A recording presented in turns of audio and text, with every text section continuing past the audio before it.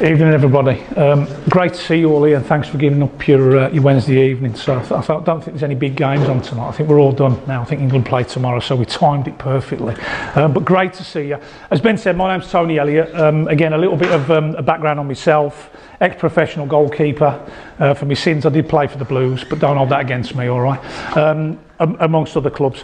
Retired when I was 30, so I went straight into coaching. Obviously took my badges and then was fortunate enough to get some really good opportunities at Liverpool's academy, at Man City's academy, and then for the last 12, 13 years with the FA. Started in the futsal programme in its infancy when I took the position as head of goalkeeping in 2007, I think, when the game was probably ridiculed a little bit by those that were looking at it from the outside. Now, if you haven't heard of futsal, then I'll be very surprised. The programme in this country is being driven drastically and massively. The FA have just launched their brand new 6-year strategy, so that's fantastic. But that's when my work with the FA started. Then through that role, I got a great opportunity to work in the disability sector with the England CP squad and obviously the blind squad. That then spawned other opportunities. Currently, still with the England blind squad, so we've got a massive year this year. We got to the European Championships in September, which is for the 2020 Tokyo Paralympics.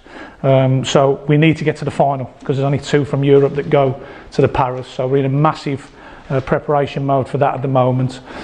So really excited about that, and obviously working at Birmingham City Women. So we were living in Carlisle. Got the offer to come down to Birmingham last summer. By the then manager, Mark Skinner, give me the opportunity to work with that young lady there, which was one of the main reasons why I came down. Hannah and I had worked together with England, and I knew what potential she had, so I wanted to come and spend some time with her and work with her. So we moved the family back to Birmingham, being a Brummie originally. So it's wonderful to be back in this area and giving me the opportunity to work with you guys. So doing bits and bobs for the County FA as well, so you may see me on the circuit doing some tutoring around there. When I spoke to Ben about doing this evening's workshop, it was really wanting to try to link in how we work together, how analysis now can affect everything that we do, but also I wanted to sort of get the juices flowing for you guys around the role of the goalkeeper in the modern game. The game's changed, so as coaches it's very important that we upskill ourselves and we get to understand and recognise the challenges that face our goalkeepers when they're playing whatever level they're playing at, constantly evolving. And again, you look at some of the rule changes that have happened with the laws in the last couple of weeks. Again, it's going to affect the goalkeepers, so it's very important that we're up to speed with that, but also recognise and understand that yet again our goalkeepers have got to adapt. Back in those years when we brought the back pass rule in, suddenly it completely changes the dynamic of the goalkeeper, who was basically just using knees and the odd punt upfield. Now they've got to be a footballer with gloves on, and it's a massive challenge for us as coaches to recognise how we need to upskill our goalkeepers to allow them to go and flourish in the game. So that's what tonight's about. A lot of different things we're going to look at. We will look at the analysis part, but we're also going to look at the makeup of a goalkeeper. What's the characteristics? How do we profile goalkeepers? What do we think about when we want to see what a goalkeeper looks like? So I'm going to test and challenge you a little bit, but also make it very interactive. So I'll be doing bits from up here. I'll be throwing stuff at you. It'll be very open floor, and you'll find me that way. Very easy to get on with and very open to question and challenge. But also what we'll then do at the back end of the presentation is have a look at some footage and see how analysing that footage and looking at that footage, how it links into practice and how we can link it into what we do in our training sessions. That might be if you're working with a couple of keepers, it could be if you're working with your squad or your group, and how you integrate and incorporate your goalkeeper into practice with your players. Is that okay? So a lot to cram in. I'm going to shut up and get on with it now, but I just thought I'd set the scene for you so you've got some idea around what tonight is all about, okay? So you're going to work it for me, son, probably better. All right, off you go. So all I want you to do to start with, okay, yeah, all I want you to do to start with, I'll give you an idea of the flavour of what tonight is. I have asked you to sort of share little bits about you and your background in goalkeeping, what you know, what you understand. But now, just for a couple of minutes, you can chat amongst yourselves. What was your expectations from tonight when you actually signed up for the course? What do you want to know? What do you want to learn? Maybe what are one or two things that you want to take away with you, yeah, from tonight's workshop. Spend a couple of minutes, have a chat, and then come and put it on the expectation wall for me once you put it on your sticky notes. Is that all right? Brilliant. Off you go. Couple of minutes. Thank you.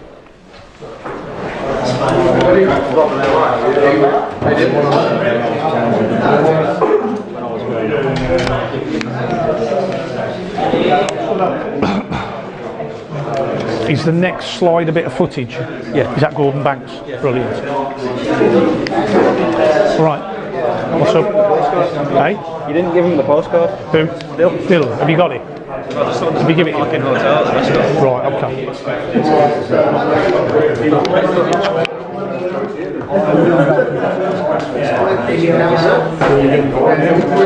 So all it is, what's your expectations from tonight? What do you want to learn? What do you want to know? What do you want to take away?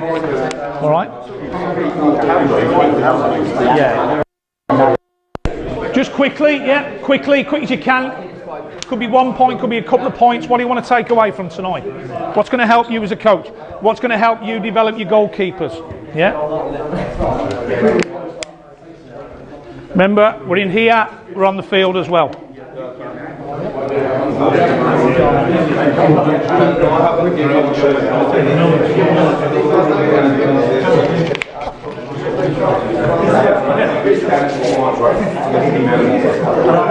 Suited and booted, gents. You come straight from work? Yeah. Have you? Bloody hell. Oh, okay. Right. So that was ideal. Yeah. Brilliant. Yeah, good. Good. If one of you just wants to bring your sticky notes, you don't all have to come up, but one of you just bring them up and put them on the wall, on the right hand side. Brilliant. Hey? I'll give it you, son, didn't I? Rob, can I ask you a favour? So can you go and stand by that wall, and then I'll ask you, and you can just throw a couple at me? Yeah, is that all right? Brilliant, mate.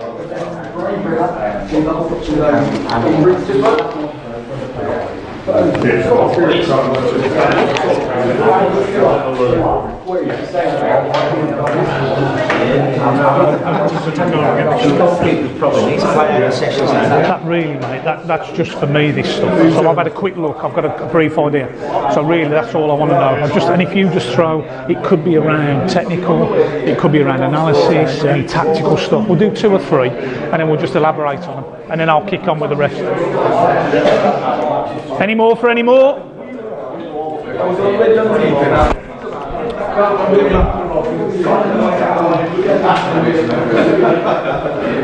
When we, I'll give you the nod when we're near the end of this, and then you and Dylan can go up to the pitch, take the bag of balls, and start doing a little bit of a warm-up. Is that all right? So if one of you takes the balls, one of you takes me trolley, and a little bag of tricks, and then we'll start the session when I get out there. But I want you already warmed up, because we're not going to do a warm-up, we're straight into a practice. All right? Good girl.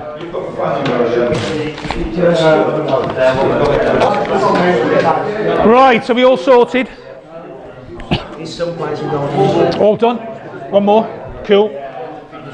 If you want to pass it to me, I'll stick it up there. Yeah.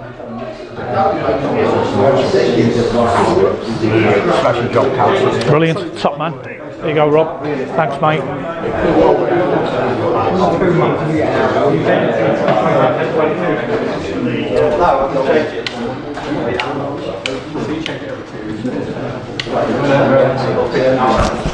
Okay, if I can get your eyes and ears, brilliant. Okay.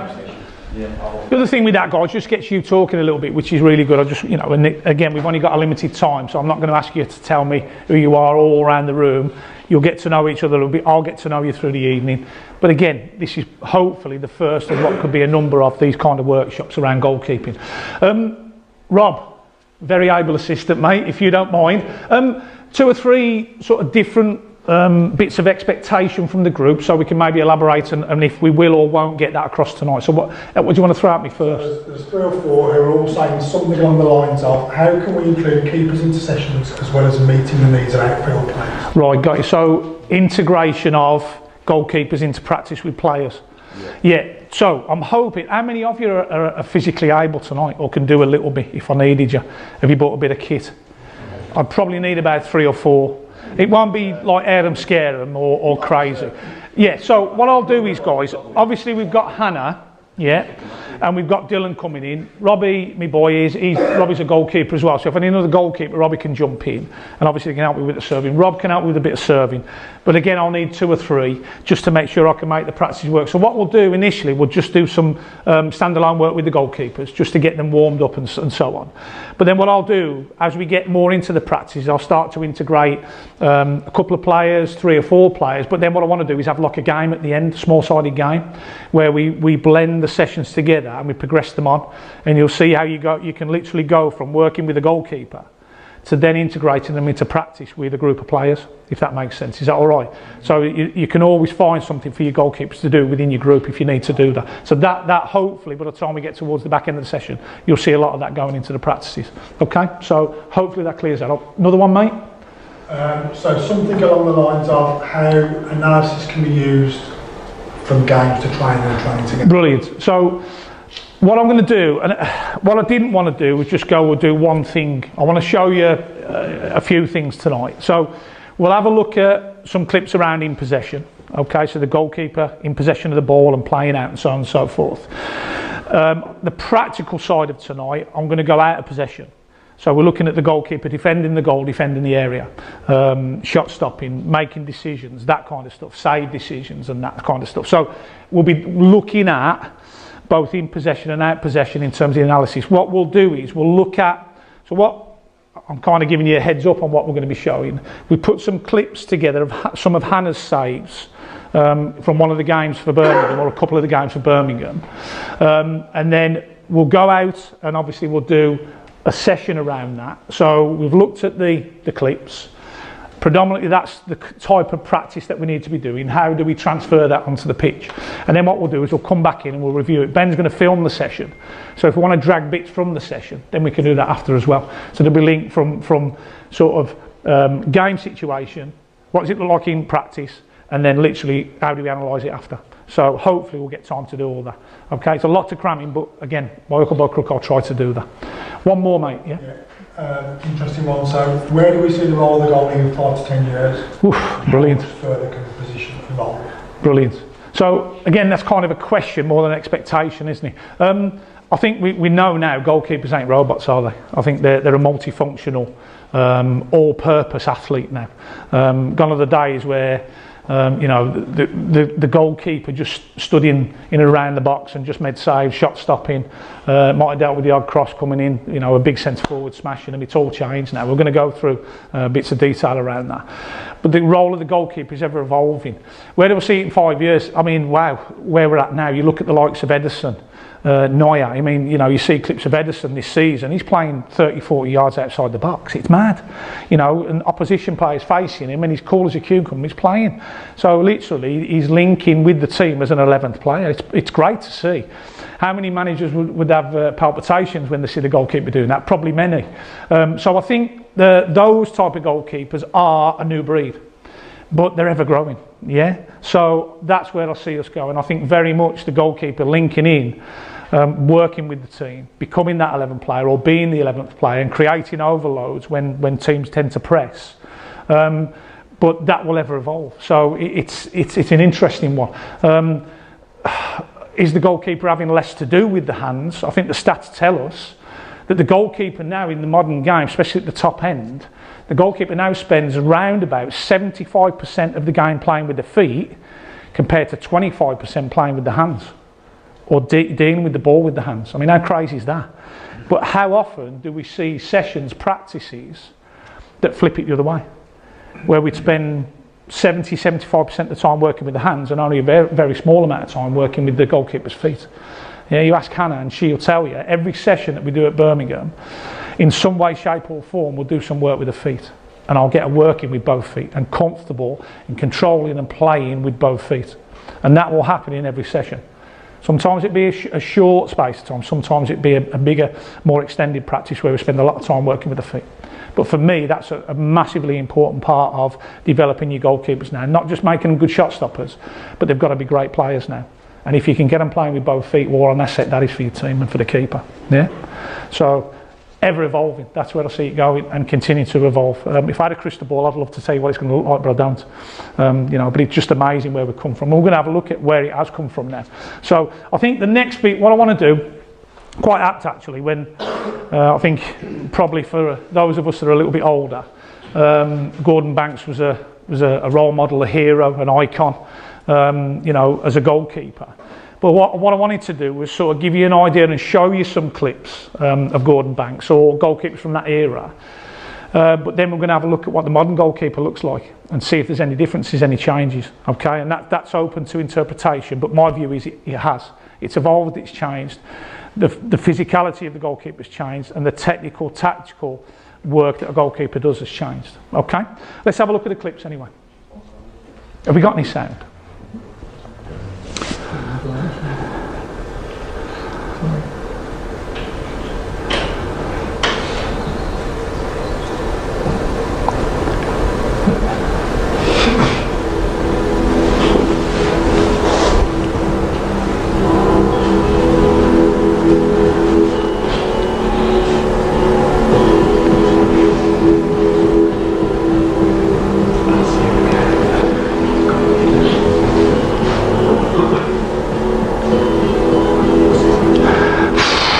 Blimey, I think the game has come on since then, hasn't it? Yeah. Look at the goalkeeper though, yeah? Running with the ball, bouncing the ball, look at that. Yeah.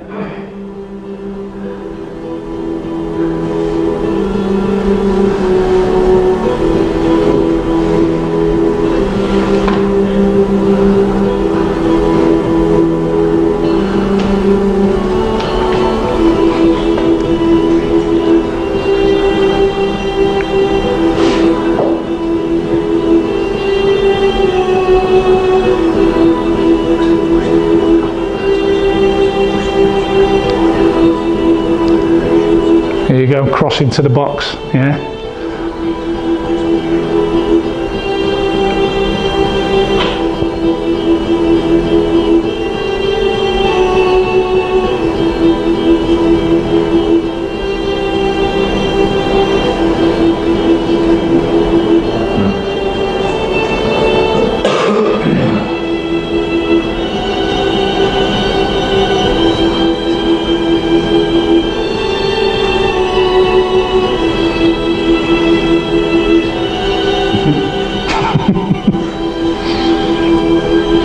Again, another cross into the box, look. Again, very important that, just observe the type of balls that are being delivered into the box. We're going to note that as well. And what might have affected the change in that, yeah.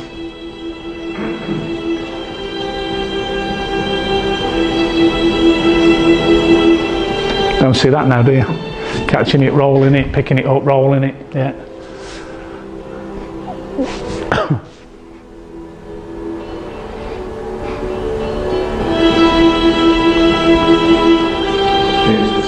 There we go. We couldn't leave this one out, could we?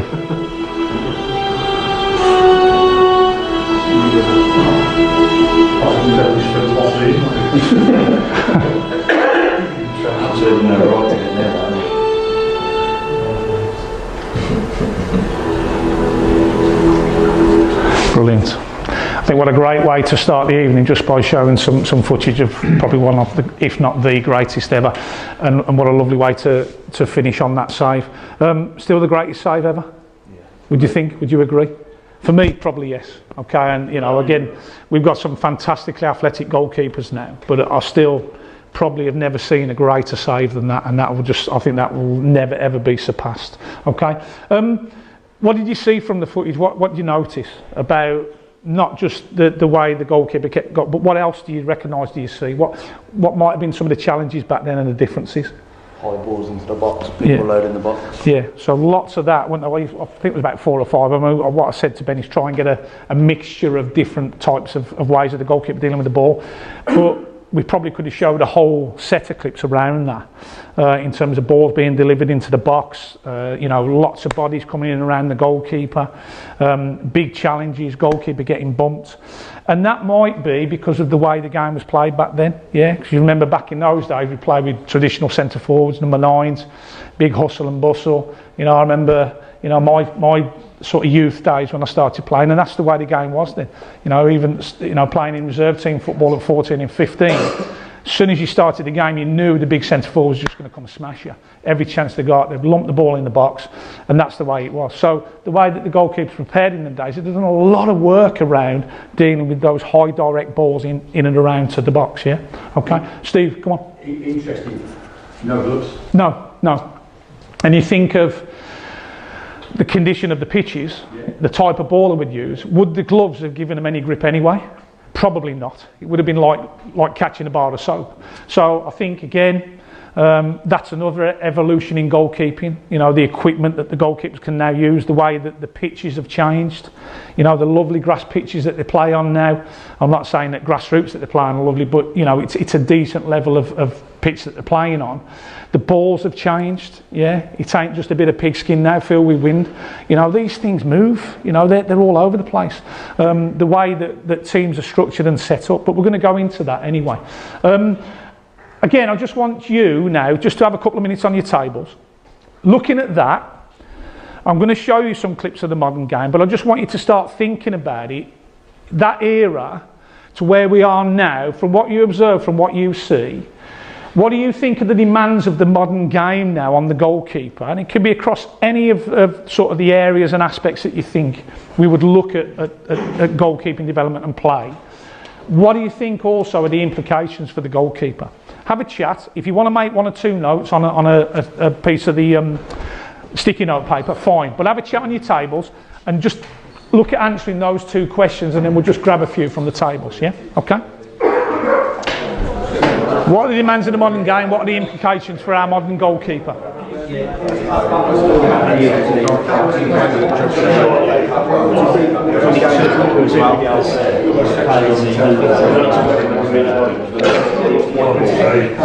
Classic, that, isn't it? Classic. All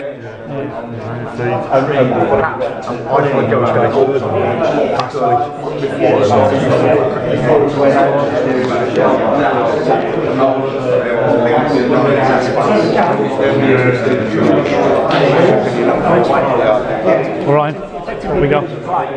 Effectively doing the line ready now rather than the back where it used to be. Any thoughts, guys?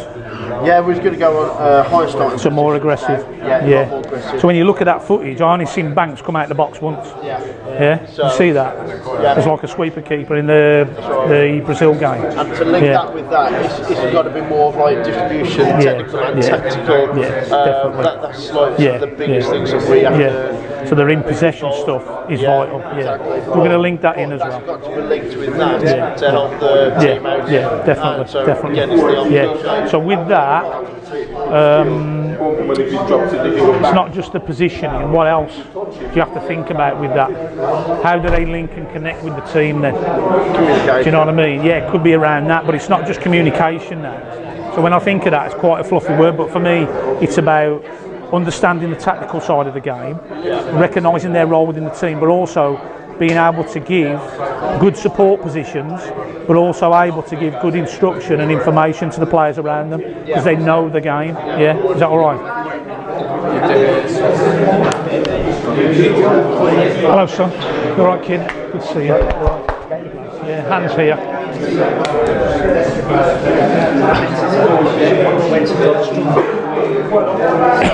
Thanks, son. Okay, right.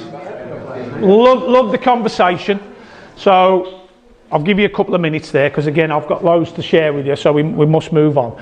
I'm just going to grab 2 or 3 from the tables. Aside from what we talked about, because you've had a look at the clips of the great Gordon Banks and obviously what a travesty it was that we lost him. But looking back at the game then, but you're all around the modern game now. And the role of the goalkeeper has changed, and it affects the goalkeeper in so many ways, but it also affects us as a coach in the way that we develop our goalkeepers. So what are the demands of the modern game and what are the implications for the goalkeeper? If I can start with that middle table there, have you come up with something that you thought about that you want to share with the group? The modern game is more about, for a lot of teams, about high pressing and trying to get the ball further off the pitch. Right. So therefore, in order to deal with that, you need a goalkeeper who's able to either break that press or is confident enough to do the overload at the back. Yeah. So work it both ways. So if the team are high pressing, and I think this links to what you guys were saying about a more aggressively stanced goalkeeper, playing higher up the pitch and linking closer to the play.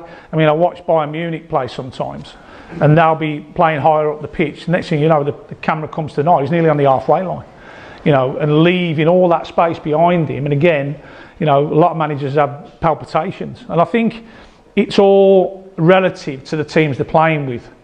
You know, would they be doing that in League Two? Probably not. You know, because the level and the quality of the press, yeah, or the play of his teammates probably wouldn't be so. Well, if you're playing for Bayern Munich, or you're playing for Man City, or you're playing for Barcelona, you know that 99% of the time, when the team's in possession higher up the pitch, very rarely they're going to lose it.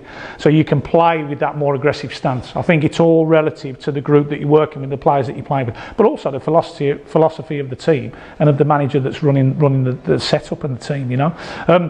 But the other side of that is obviously, like you said, having a goalkeeper that's comfortable at playing under pressure, comfortable if they can at playing with both feet, because again that's very important now, is that your goalkeeper is armed with the capability to be able to receive the ball from both sides, but also to be able to link and play with both feet if they can. So very important that we put the goalkeeper in those situations where they're under pressure. They've got to make quick decisions, because I think I heard that table mention about speed. Yeah, and just yeah. So whether it be fast feet, whether it be fast thinking, yes. And I work along these three lines when I work with my goalkeeper: speed of thought, speed of movement, speed of action.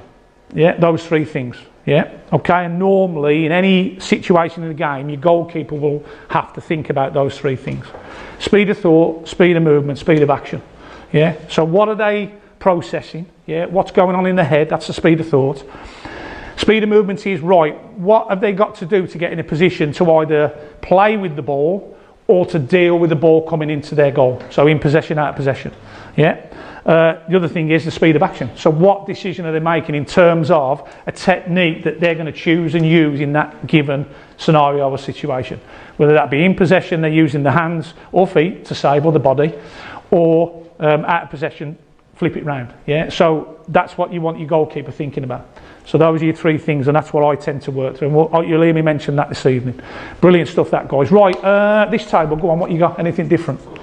Demands on the goalkeeper? I'd say the ball, obviously these days, the ball moves a lot, so yeah, the keeper's going to have to, rather than try and claim it, he's parry it, yeah, safe areas. Yeah. So the ball's shifting everywhere. Yeah. The players are obviously more athletic, yeah, smashing the ball, yeah, just moving. It's a lot of speed on the ball. People, I've already mentioned me work around futsal. I know, you know, I had 12 years in the programme and developed a goalkeeping programme for the futsal programme. But what I've done over the years is integrated some of the work that I do with the futsal goalkeepers into football. And people, some coaches are a little bit precious over the goalkeeper always having to secure the ball. Got to catch it. Yeah, it's got to be clean. Got to be one touch. Secure it, and then we can play. For me, yes, that's the goalkeeper's first thought, first priority. But you talk about a ball now that's moving at probably in excess of 100 miles an hour. That's moving 4 or 5 foot as it travels over a distance of probably 20 yards. A lot of the time, the goalkeeper, in their mind, their first thought is, yeah, I want to try and catch it. But suddenly, there's a totally different dynamic now because of the ball. Yeah, and it's shifting, it's moving, it's dipping, it's swerving. Literally, all they can do is get something on it. It might be a one-handed parry, it might be two hands to push the ball away, it might just be hitting them, yeah, and then making sure they get the body behind the ball.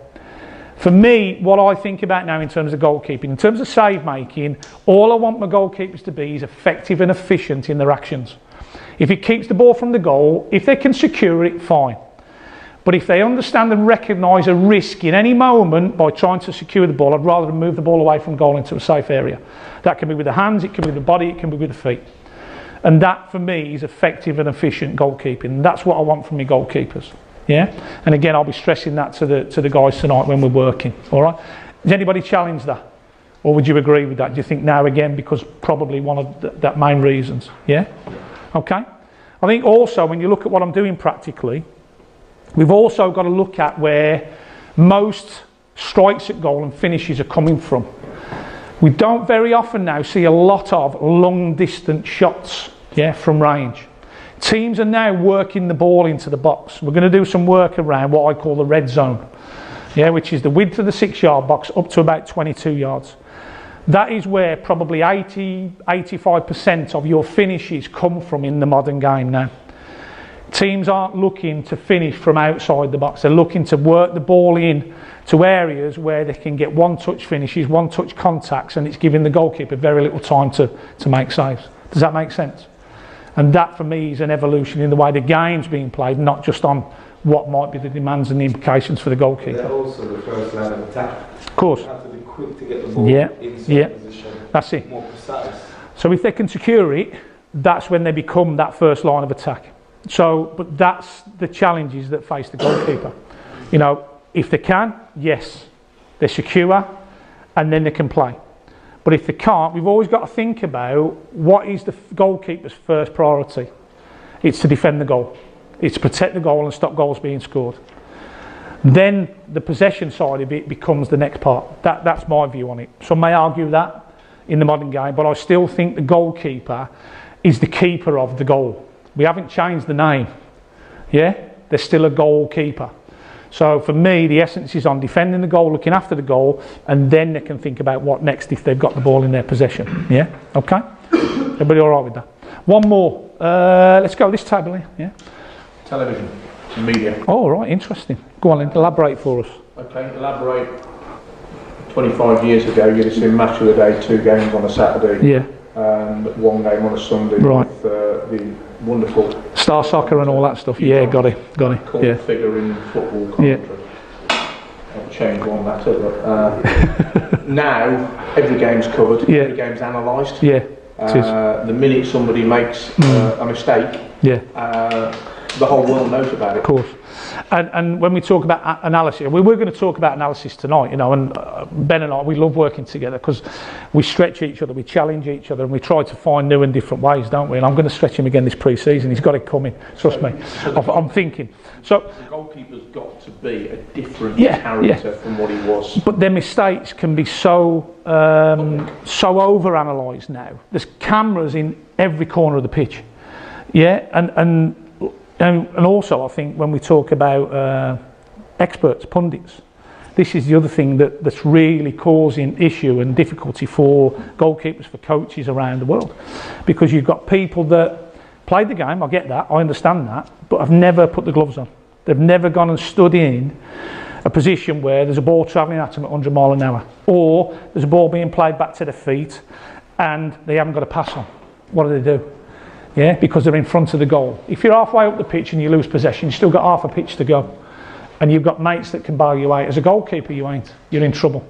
You've got to find a solution to that problem in that instant, or it's a goal. Yeah? Hannah, remember Man City?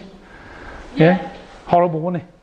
Horrible moment for you. No, we won't talk about it, all right? Great learning for you, but in a prime example, and I'm not going to doubt, but you know, it's one of Hannah's sort of early games in the season, and a ball gets played to her, and just the angle of the ball back and the pressure that she was put under, it gave her no other option to do what she did, unfortunately, turn the ball over, and City scored.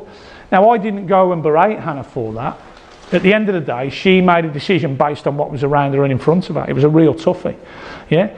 But for me, as the goalkeeper coach then, I have to analyse that, but also break it down, but also give her confidence not to worry about trying to do something similar in the future. Whereas the pundits will go, nah, big mistake, shouldn't do that, it's the goalkeeper's fault, without looking at the bigger picture and what happened in terms of the build-up to that situation. But that's where I think the analysis is vitally important. I'm going to show you a still, and then a bit of footage around, again, situation that happened for Hannah against Liverpool towards the end of the season. She got out of it. It didn't cost us a goal or anything. But purely and simply because the teammates didn't help her, she had one option. That was it. Yeah, go on, mate. Yeah, can I just say on the television punditry Yeah. and radio commentary, okay, they are there to provoke a response. Yeah, They're there to be controversial. Of course. And people think, oh, listen to an industry expert. Yeah, yeah. But they are there to provoke. Yeah, so they're prodding. Yeah. I get that. I understand that. And I think the key thing is that those that are working with goalkeepers, we recognise and understand that we can then take that away with the goalkeepers, strip it back, but give them real proper detail around it. And hopefully it won't knock the confidence too much. You wanted to see what happened with De Gea this season, you know, and I'm convinced that the reason why he's formed it was, I think, again, some of the punditry that was coming out and, you know, around the stuff that happened. You know, he didn't have a great World Cup. He built himself back up. As soon as he started making mistakes, poof, they're at him again. You know, and he's one of the biggest. It happened to him, it can happen to any of our goalkeepers, and that's the key thing. You know, so as coaches, we've got to understand that they're under massive pressure. They could be getting stick and pressure from all angles, but ultimately we're the ones that can really affect them and show them a path and give them some guidance around not worrying too much about that, but just developing and working and not being afraid to make mistakes. Yeah? Just flip on to the next one. Some great conversation.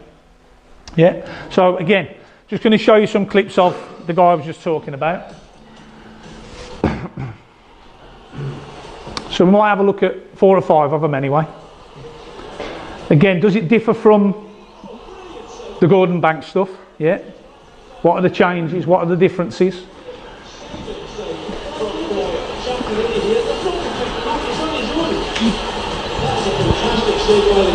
Again, look at the types of save he will make. Again, look how many different angles you've got of that save. With the Banks saves, it was like one shot. That was it. Yeah.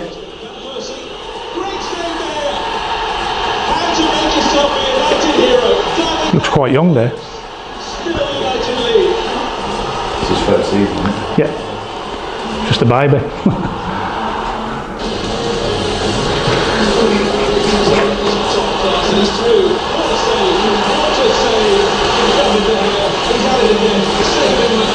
Again, you know, listen to the commentary and they say, what a save. But does it compare with Banks' save? You know, for De Gea, it's probably bread and butter. He'll do that, you know, 10 or 12 times in training most days. Yeah.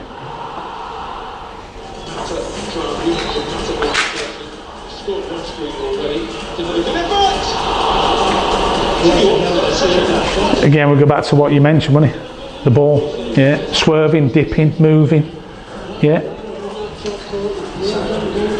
You think about Ronaldo, the way he takes his free kicks, the way he shifts and moves the ball. So challenging for the goalkeepers. And again, great athleticism, yeah. That's your speed, Steve, across the goal, your power.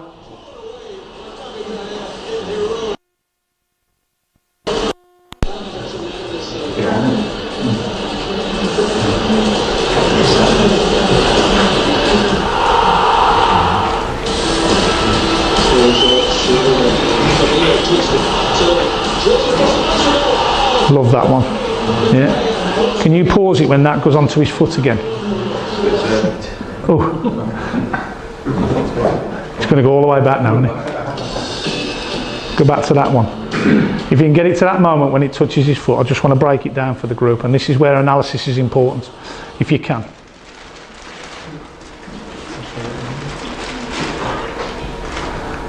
It's all right. No. Just get it to that save. So what I want you to look at, just play it, we're all right, I'll explain to the group.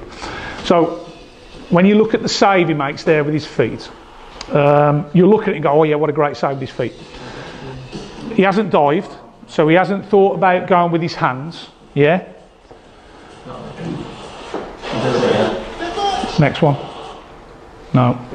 Just put it on that clip, don't worry about it. It's going to be clip accident. Yeah, don't worry about it. Don't worry about it. Get it to the side against Liverpool. No, it's not working. No. It's got zeros in the bar. You won't travel through. Analyst coming. There's your analysis working for you, isn't it? All right. Hey? Wouldn't pay him in peanuts.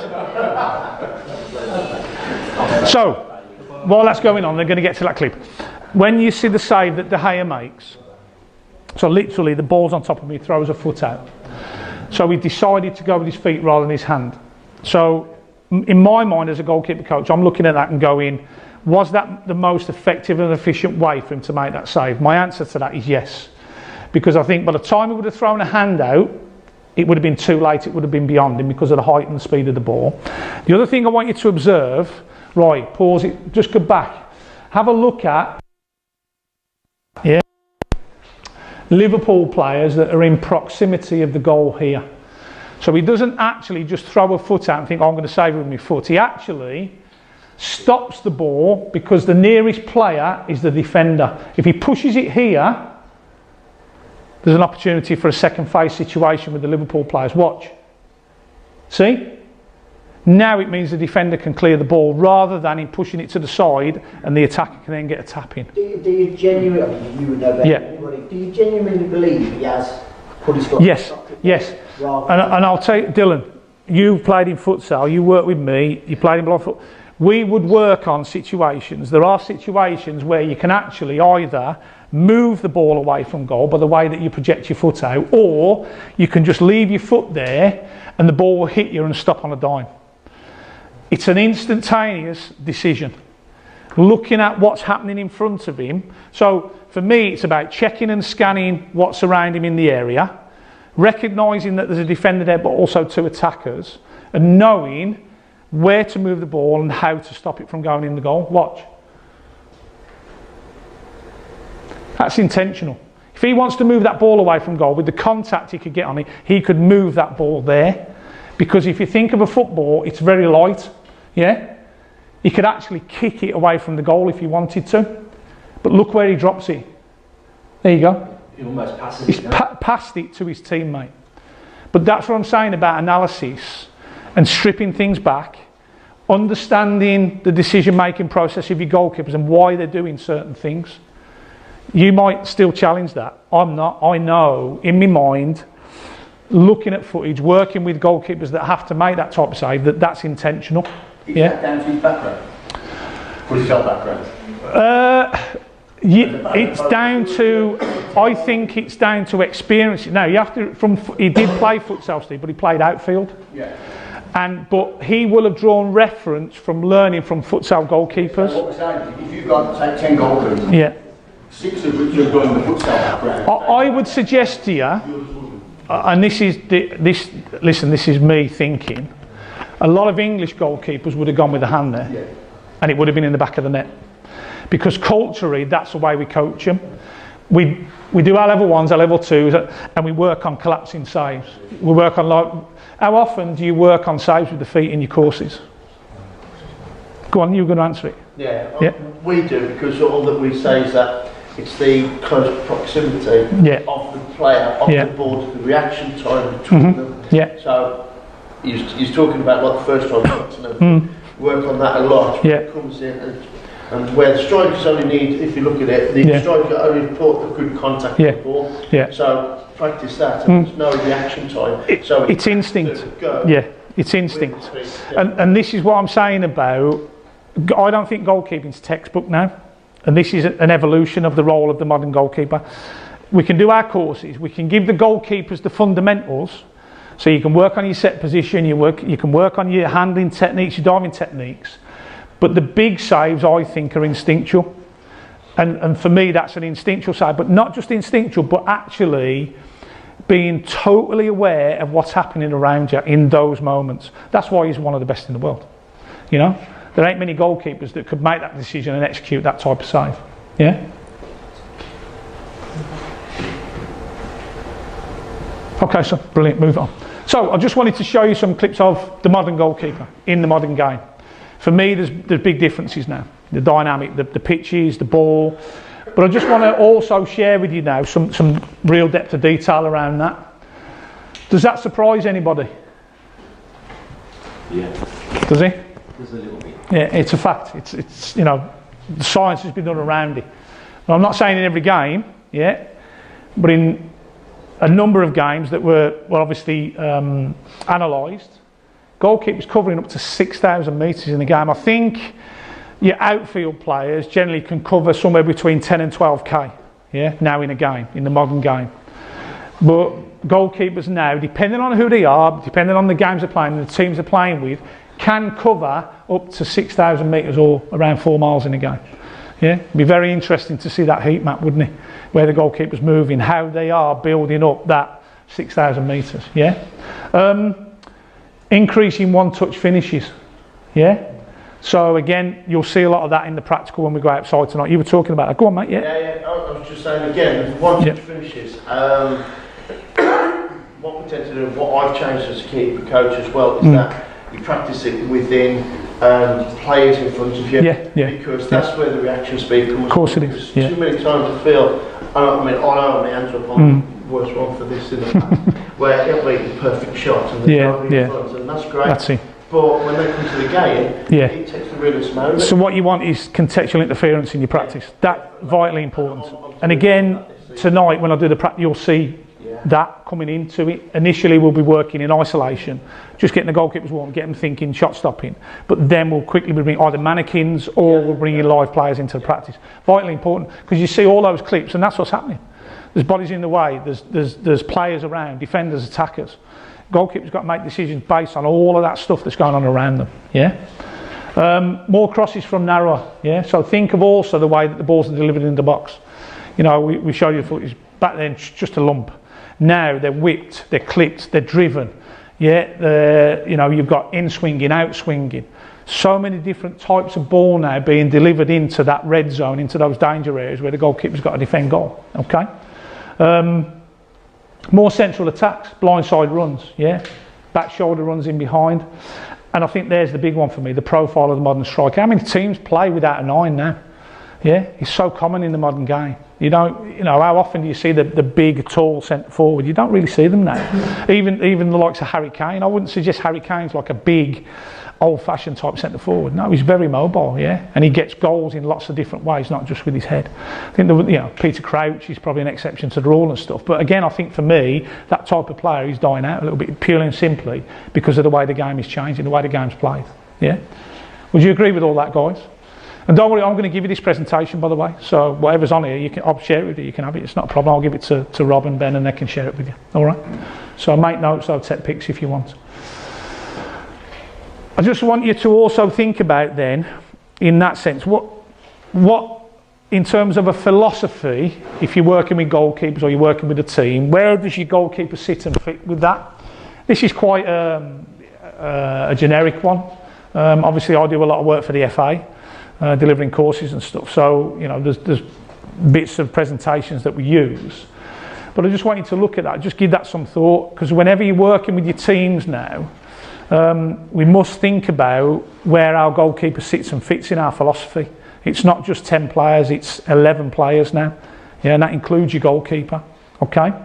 I'm not going to read it all out, but very important that whether you're a goalkeeper coach or you're a coach of a team, that within your philosophy, you find a place for your goalkeeper. Vitally important. Yeah? Any part of that anybody disagrees with on there? Have you all read through it? All right, and again I will share that with you. So again, it just talks here about defending the goal, connecting during transition, retaining, building and progressing up the pitch, and then thinking about counter attacks. You mentioned that, didn't you? Yeah, fantastic. Okay. Again, I'm just going to share you here now. So when I think about my philosophy and my approach to developing goalkeepers, I think of an holistic approach. So for me, it's not just about thinking about one element. We've got to think about all aspects of goalkeeping. I call them my 5 elements of development. Yeah. So you've got your technical, your tactical, your psych, your physical, your social. Yeah. I know the FA, they call it 4 corners, and when I'm working for the FA, I'll call it the 4 corners. But I call it my 5 elements of development. Yeah. Because I'm not working for the FA tonight, so I've got to be careful. All right. So I'm getting quite snazzy, aren't I? So what? Excuse the colouring, but I've tried to keep them as colour-coded as I can. So the technical part, to improve the goalkeeper's understanding of the position by giving them technical skill set and the knowledge that they require to be a successful, consistent and reliable performer. That's your technical. Again, can we arm them with as many, and I'll use an analogy. Imagine you're a golfer. Who plays golf? How many clubs you got in your bag? 14. About 12. 12, right. How many you got? 14, right. Why ain't you just got a putter, a board and an iron? Why haven't you just got 3 clubs in your bag? I would put the looking thing in the... You're fishing out of the line. No, answer the question you were going to. Why? Different distances, different skills, right. Trajectories. Okay. Okay. Needs. Right. So you've got that many clubs because when you play around a golf, you're faced with so many different scenarios, shot type, distances the ball's got to travel, angles you've got to get on the ball, and so on and so forth. That's what I think of now when I'm developing my goalkeepers. I don't want to just give them 3 clubs in the bag. I want to give them 12 or 14 clubs. I want to give them an arsenal of different ways of saving the ball and an arsenal of different ways of distributing the ball. So for me, it's about giving your goalkeeper as many different clubs in the bag. Who decides what club you use when you come to having a shot? No, when you're playing golf. Oh, you.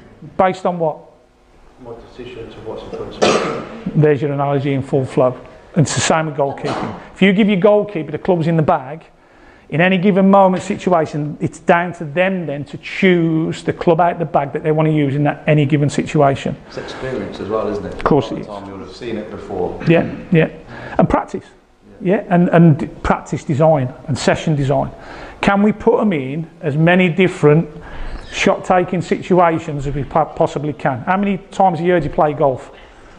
60. Yeah, but I bet you wish you could double that. Because how fast would you develop as a golfer?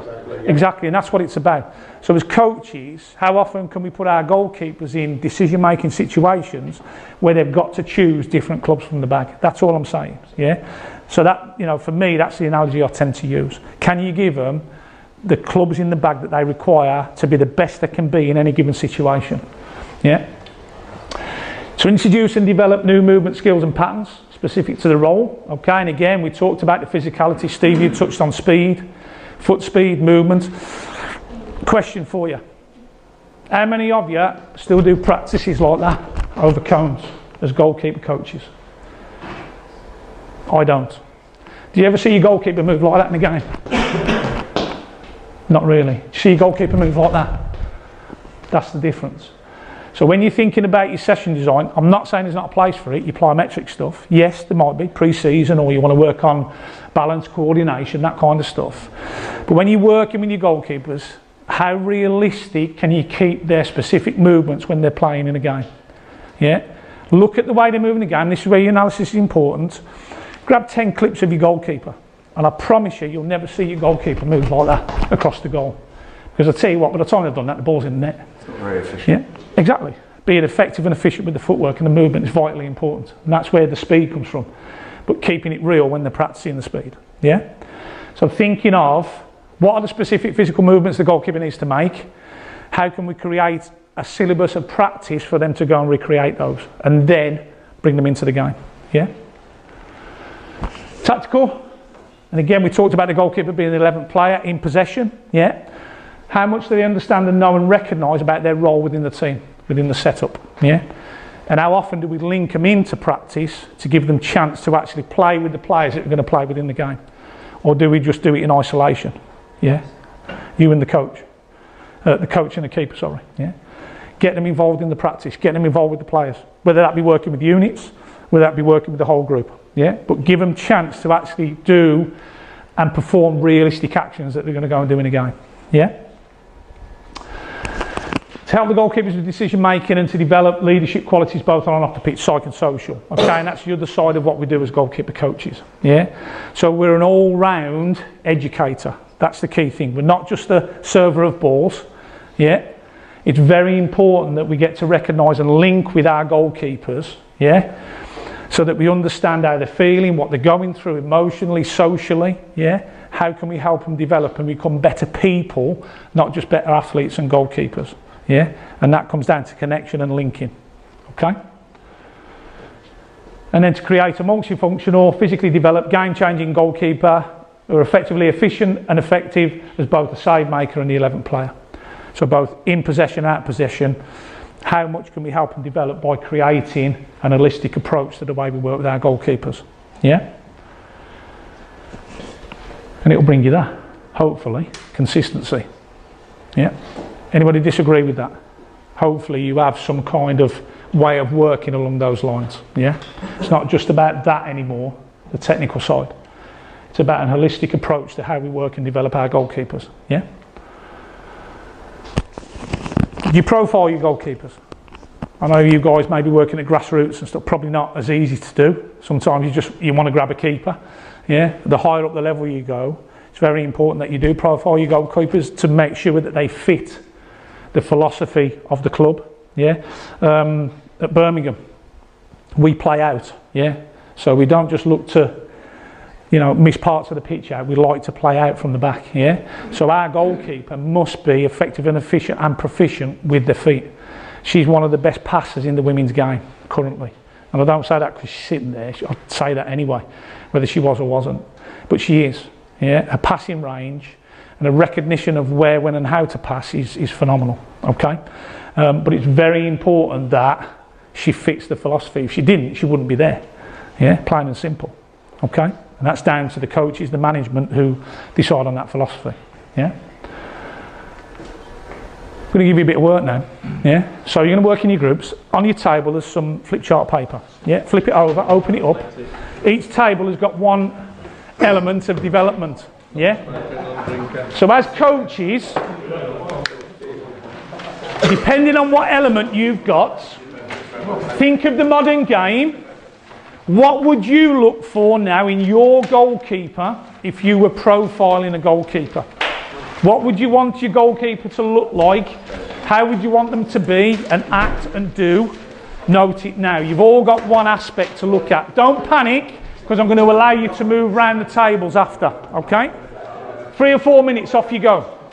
What does your goalkeeper look like in that element?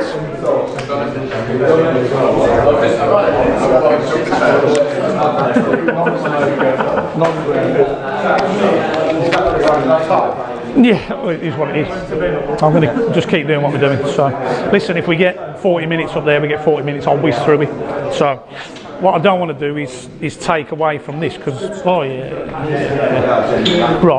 are you alright with my delivery? It's not too in their face, is it? Alright, cool. Is it just fun to make it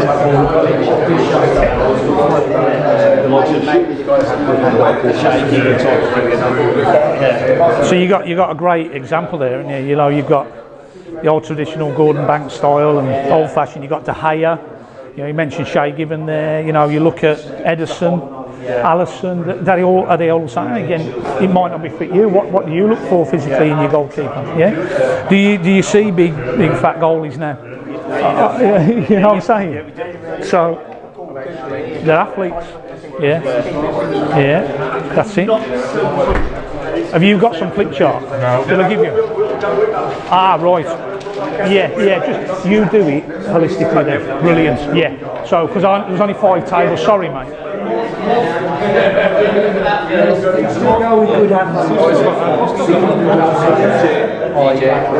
CHILL79 The thing with the England game, it's Apple one, apple@me.com. Yeah, it's alright. I'm going to be showing you that. Yeah, so I'm going to show you the slides. So that I've pinched that. No, I did the same and use it for say this is what we want our goalkeeper to look like. I'm not going to say to him, I'm going to show you how it links to analysis and what we're doing and stuff. So alright. But instead, social, we've got this. That's psychological. Come on, think simply. We do simply. Point contact. Yeah. Point. See, for us, this Just Point contact. however, if something goes wrong in a game, he goes. what in terms of your social group, where would you put your goalkeeper, your performer? What do you want your goalkeeper in terms of their peer group? Where do you want them? Do you understand what I'm trying to say? Can your goalkeeper be introverted? No, you want them at the forefront. So what's their social standing within the group?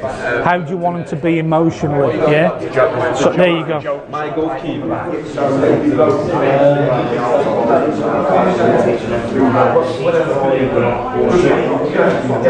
Quick thinking. Technical. Good. So is that technical, or would you class that as a more of a physical? You said we think we can sneak that in under the radar. Okay, so it could come across. If you've got your good positioning, but then the ball's switched, then you need good footwork, athletically to get across the goal to get to the things and going. So when you look at decision making, can you elaborate on that? So can you do that for me? Yeah. So elaborate on that and then see where that goes. Yeah.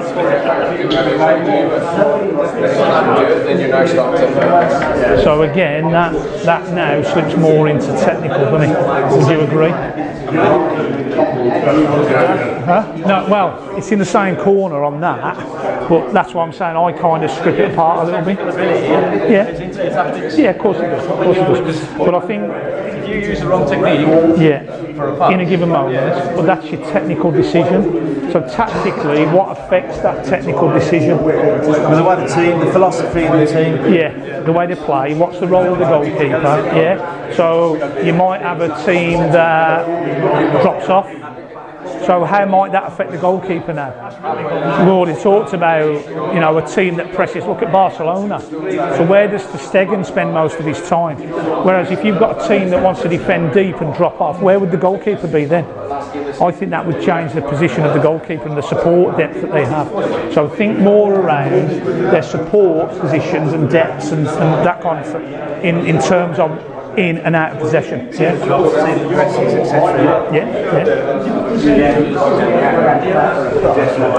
Okay, right, guys, listen.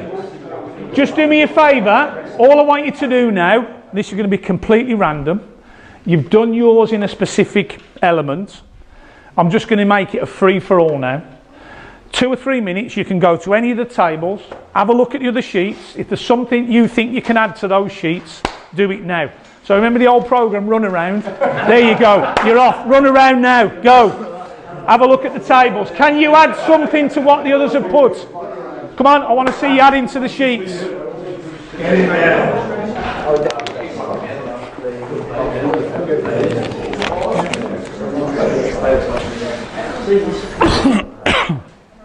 What we got after this?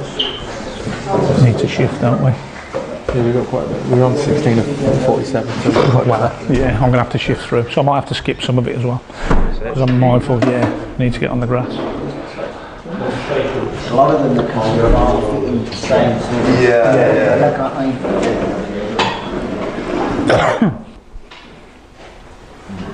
Yeah, just have a quick glance, add what you want, and then move around. See if there's anything you can think that you might add or not. Or that you might debate. Is it in the right aspect? Could it fit in a different one or another one, or do they conjoin and work across?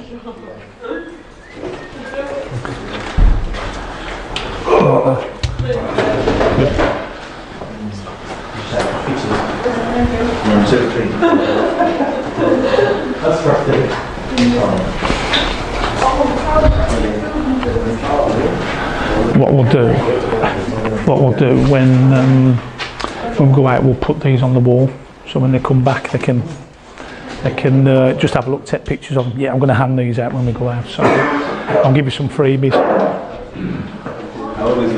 Nah, not a problem. I think that's when you go and you do workshops, it's always nice for you to get little handouts and little bits of stuff that are going to help you, So one of the reasons I'm doing this is I'm bringing in my goalkeeper coach. He's just done his level 1. Brilliant. And I've done the goalkeeping module at my UFB, but not much on it. No, so you skim the surface, don't you? Really? So what I want to do is get more in depth, because I've got a damn good keeper.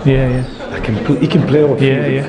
So I want to get him more involved. Brilliant. Or again, once we get on outside, I'm going to skim through some of this now to get us on the grass, and then you'll see that coming into fruition. Right, guys, back in your tables.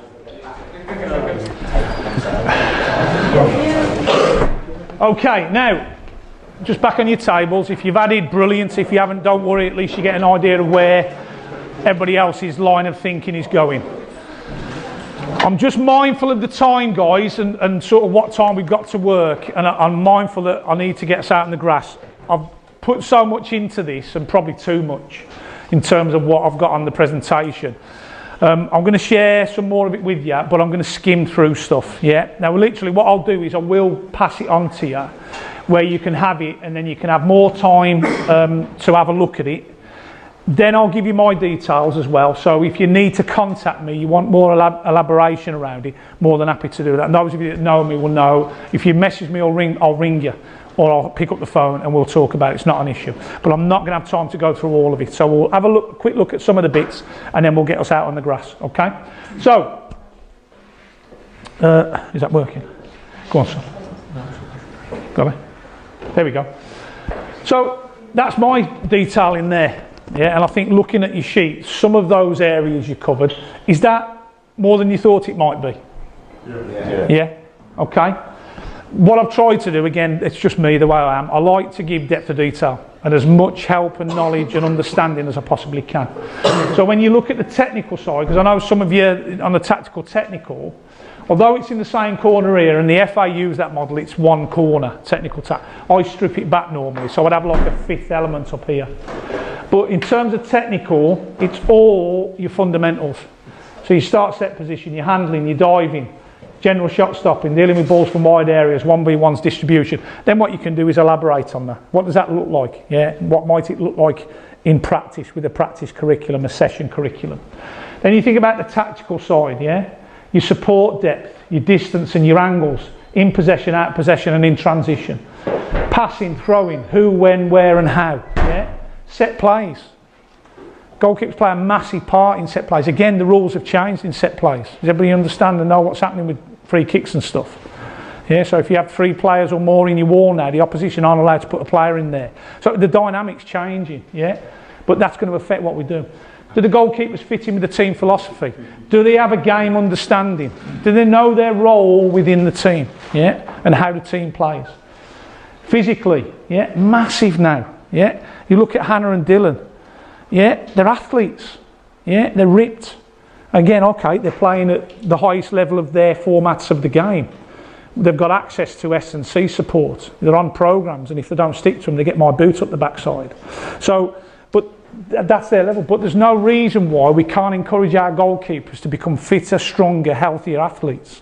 It's going to change their lives as well as their capability to be a goalkeeper. Yeah. Look at the psychological side. Massive part of the game. And again, speed of thought. So your speed of thought comes in your psych side. The 3 things I talked about. Yeah. Speed of movement, I'll put it in here for you. Yeah. Comes in the physical. Speed of action comes in your tech and tack side. Yeah. And that's what you've got to think about when you're evolving and working with your goalkeepers. But again, look how much depth there is that we have to think about here. Yeah. Again, social. Again, at one point, I think you were struggling to get stuff out, weren't you? But look how much is in here, yeah? Are they connected? Can they communicate well? And again, be careful when you use the term communication, it's quite fluffy. For me, instruction, yeah, and giving detail and information to the players around the goalkeeper. That's what communication is about. So strip it back when you talk about communication. How do they inform and how do they instruct? What are they giving? Yeah, when are they giving it and so on? Okay, leadership, ownership, responsibility, managing mistakes. Yeah, being accountable. Although we look after them and we love them, yeah, sometimes you've got to, oh, hang on a minute, you've messed up there, we've got to deal with that. Yeah, you've got to take accountability and responsibility for that. But that's when you help and guide them through that. Yeah, and again, you talked about here, I think, on social, about the goalkeeper with the team, the goalkeeper with the coach, and so on and so forth. So being able to connect with players as well as coaches. Some players and coaches don't see eye to eye. Yeah, it's quite tough. Generally, the goalkeeper, coach and the keepers will be all right. Especially if you're working with 2 or 3 goalkeepers, looking after number 1, while they're up there, fine. Then looking after 2 and 3 can be quite tough at times. Those of you that have worked around those levels of football, when you're working with more than 1 goalkeeper. So managing the goalkeeper in those situations can be quite tough, but you've got to find a way to do it. Any questions around that? No? Okay. I will shift on, guys. So that's really just a little bit of an image around my expectation, my sort of looking at characteristics in terms of Hannah, yeah, and what I require from the goalkeepers at Birmingham, okay? And again, I've tried to sort of strip it back, give more depth of detail, not put the social stuff on. Couldn't fit it all in, yeah? But again, I'll send you this, you can have a look, and you could create your own. That's what you will do, yeah? But when you're profiling your goalkeeper, what are the characteristics you're looking for? Where does it sit and fit in with your philosophy? And then how can you holistically develop your goalkeeper around these elements, yeah? Okay? I'll just whiz through this, guys, yeah? So what do you want your goalkeepers to be capable of? Yeah? Again, through your 3 phases of the game. How can we objectively evaluate performance? What information, feedback will help the goalkeepers to evaluate and understand their performance and accelerate the learning? Okay? So when you're profiling, yeah, what does the whole picture look like in terms of not just selecting a goalkeeper, but what next? How do I develop them? What do we need to focus on? What are their strengths? What are their weaknesses? Yeah? What do I need to evaluate in order to aid their performance and their development? Okay? I'm going to whiz through. Okay, so Ben put some clips together, didn't he? Okay, so all I'm going to do now, just very quickly, have a look at the footage, identify what you would feed back to the goalkeeper, whether it be an in possession, out possession or transition clip, provide a rationale for why you may have chosen the content initially, yeah? How would you deliver the feedback with the goalkeeper and when would you deliver the content? Yeah, okay. Just really just for me to again get your juices flowing around now, starting to think about how we feed back to the goalkeepers when we've got some footage, when we've done a bit of analysis. If you need some paper, use the sticky notes or you can use the back of the flip chart. You can do it as a group if you want to, that's fine, I'm happy with that, okay? So there's what I want you to think about. Again, we've not got much time to do it. Play the footage, let's see where we go, okay?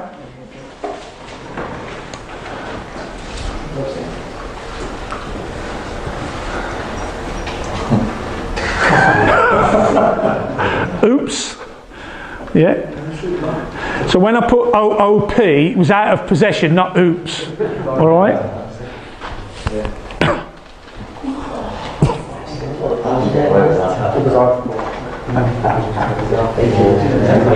Look how long he's spending looking. So that might give you a clue. Yeah. I don't know whether I've been doing that. I think he'd have been getting that, I think. Was that the clip? Yeah. There's another one. Go on, yeah. Okay, so there's what we would class as maybe not so good, okay?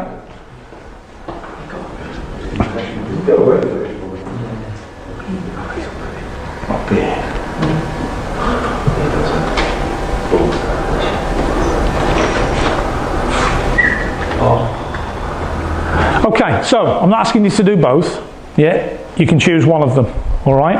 Go back to the questions, okay? So choose one of them. Next bit. Okay? In your groups, couple of minutes, yeah? Can you do some work around that now? Choose one of the clips, yeah? What would you feed back to the goalkeeper? Is it in possession, out possession, transition? Provide a rationale for why, yeah? Why have you chosen that content? How would you deliver the feedback? Yeah, how would you deliver it? And when would you deliver it? Okay? Thinking of the mind of the goalkeeper and their emotional state. Okay? Off you go. Couple of minutes. All right, son.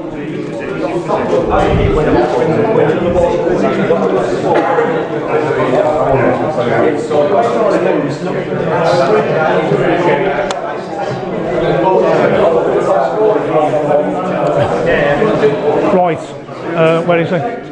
Can you leave that on? But I'm going to skip it because we haven't got time to go through it all. So the next bit, yeah, I can send it to him anyway. Yeah, this bit. No, go on, keep going to this bit. We've got to do this bit. We'll do that into that.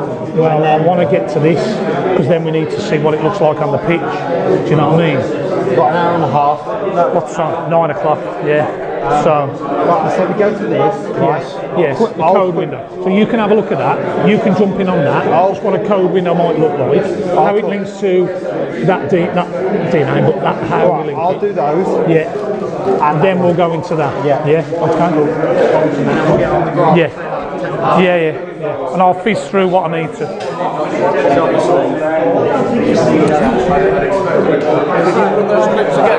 Yeah, Ben, can you just run the clips again, quickly? The first one. Yeah, there. Yeah, that one. Yeah, this one. Yeah, that one, and then the second clip. Ben's just putting this on the first clip back on for you. The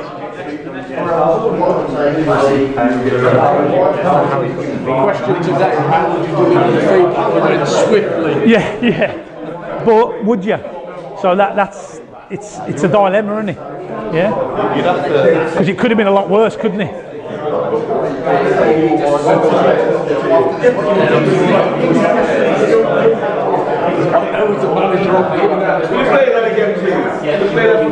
Yeah, play it again, some from the start, that clip.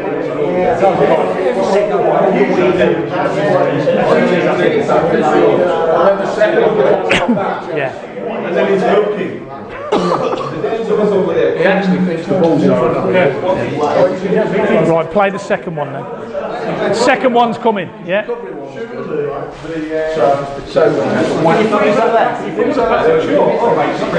go back, son. Yeah, freeze it there. I don't know if it's allowing him to because of the clip. Yeah. You might have to do it on the hoof. Yeah, I think it's decision making. That's another pass in the barrel, right? Let's bring it in. Take that. Yeah, just there. He's looking. So he's got 1, 2, 3. Yeah. 1, 2, 3, 4. So my question then, hold it there. My question is, right, and this is again about you as goalkeeper coaches using the analysis to educate your keepers. What's he doing all the time on the ball? Looking. So where's he looking at? He's looking at his left. So he's not doing that, is he? So he's looking and checking and scanning all the time. Did the first goalkeeper do that before he received the ball? Because what did he spend time doing? He went like that and then he's gone, oh shoot, what do I do? Massive difference. For me, that would be a huge part of your feedback. Checking and scanning prior to receiving the ball is huge. Or having the ball in your possession to know what you're going to do with it. Yeah? Right. Okay, so again, I'm going to quickly fizz through. Did anybody pick the first one? Yeah. Right, let's go with that group. First one. Go back to the questions, so put them up for me. Yeah? Put the video on again. The first one. Yeah, go ahead. Do you want to talk us through it then? Yeah, go on then. Here we go. Come on, coach. Because I think he is actually scanning, and that's why he's taken the focus off the ball. Right. What he's done, right, is that he has refocused on control of the actual ball. Yeah. Right? And if you look, if you go back again, he thinks the penalty spot is the ball. Yeah. So right? watch. Because it's out of his provisional vision. So go back again. What vision? Exactly. Because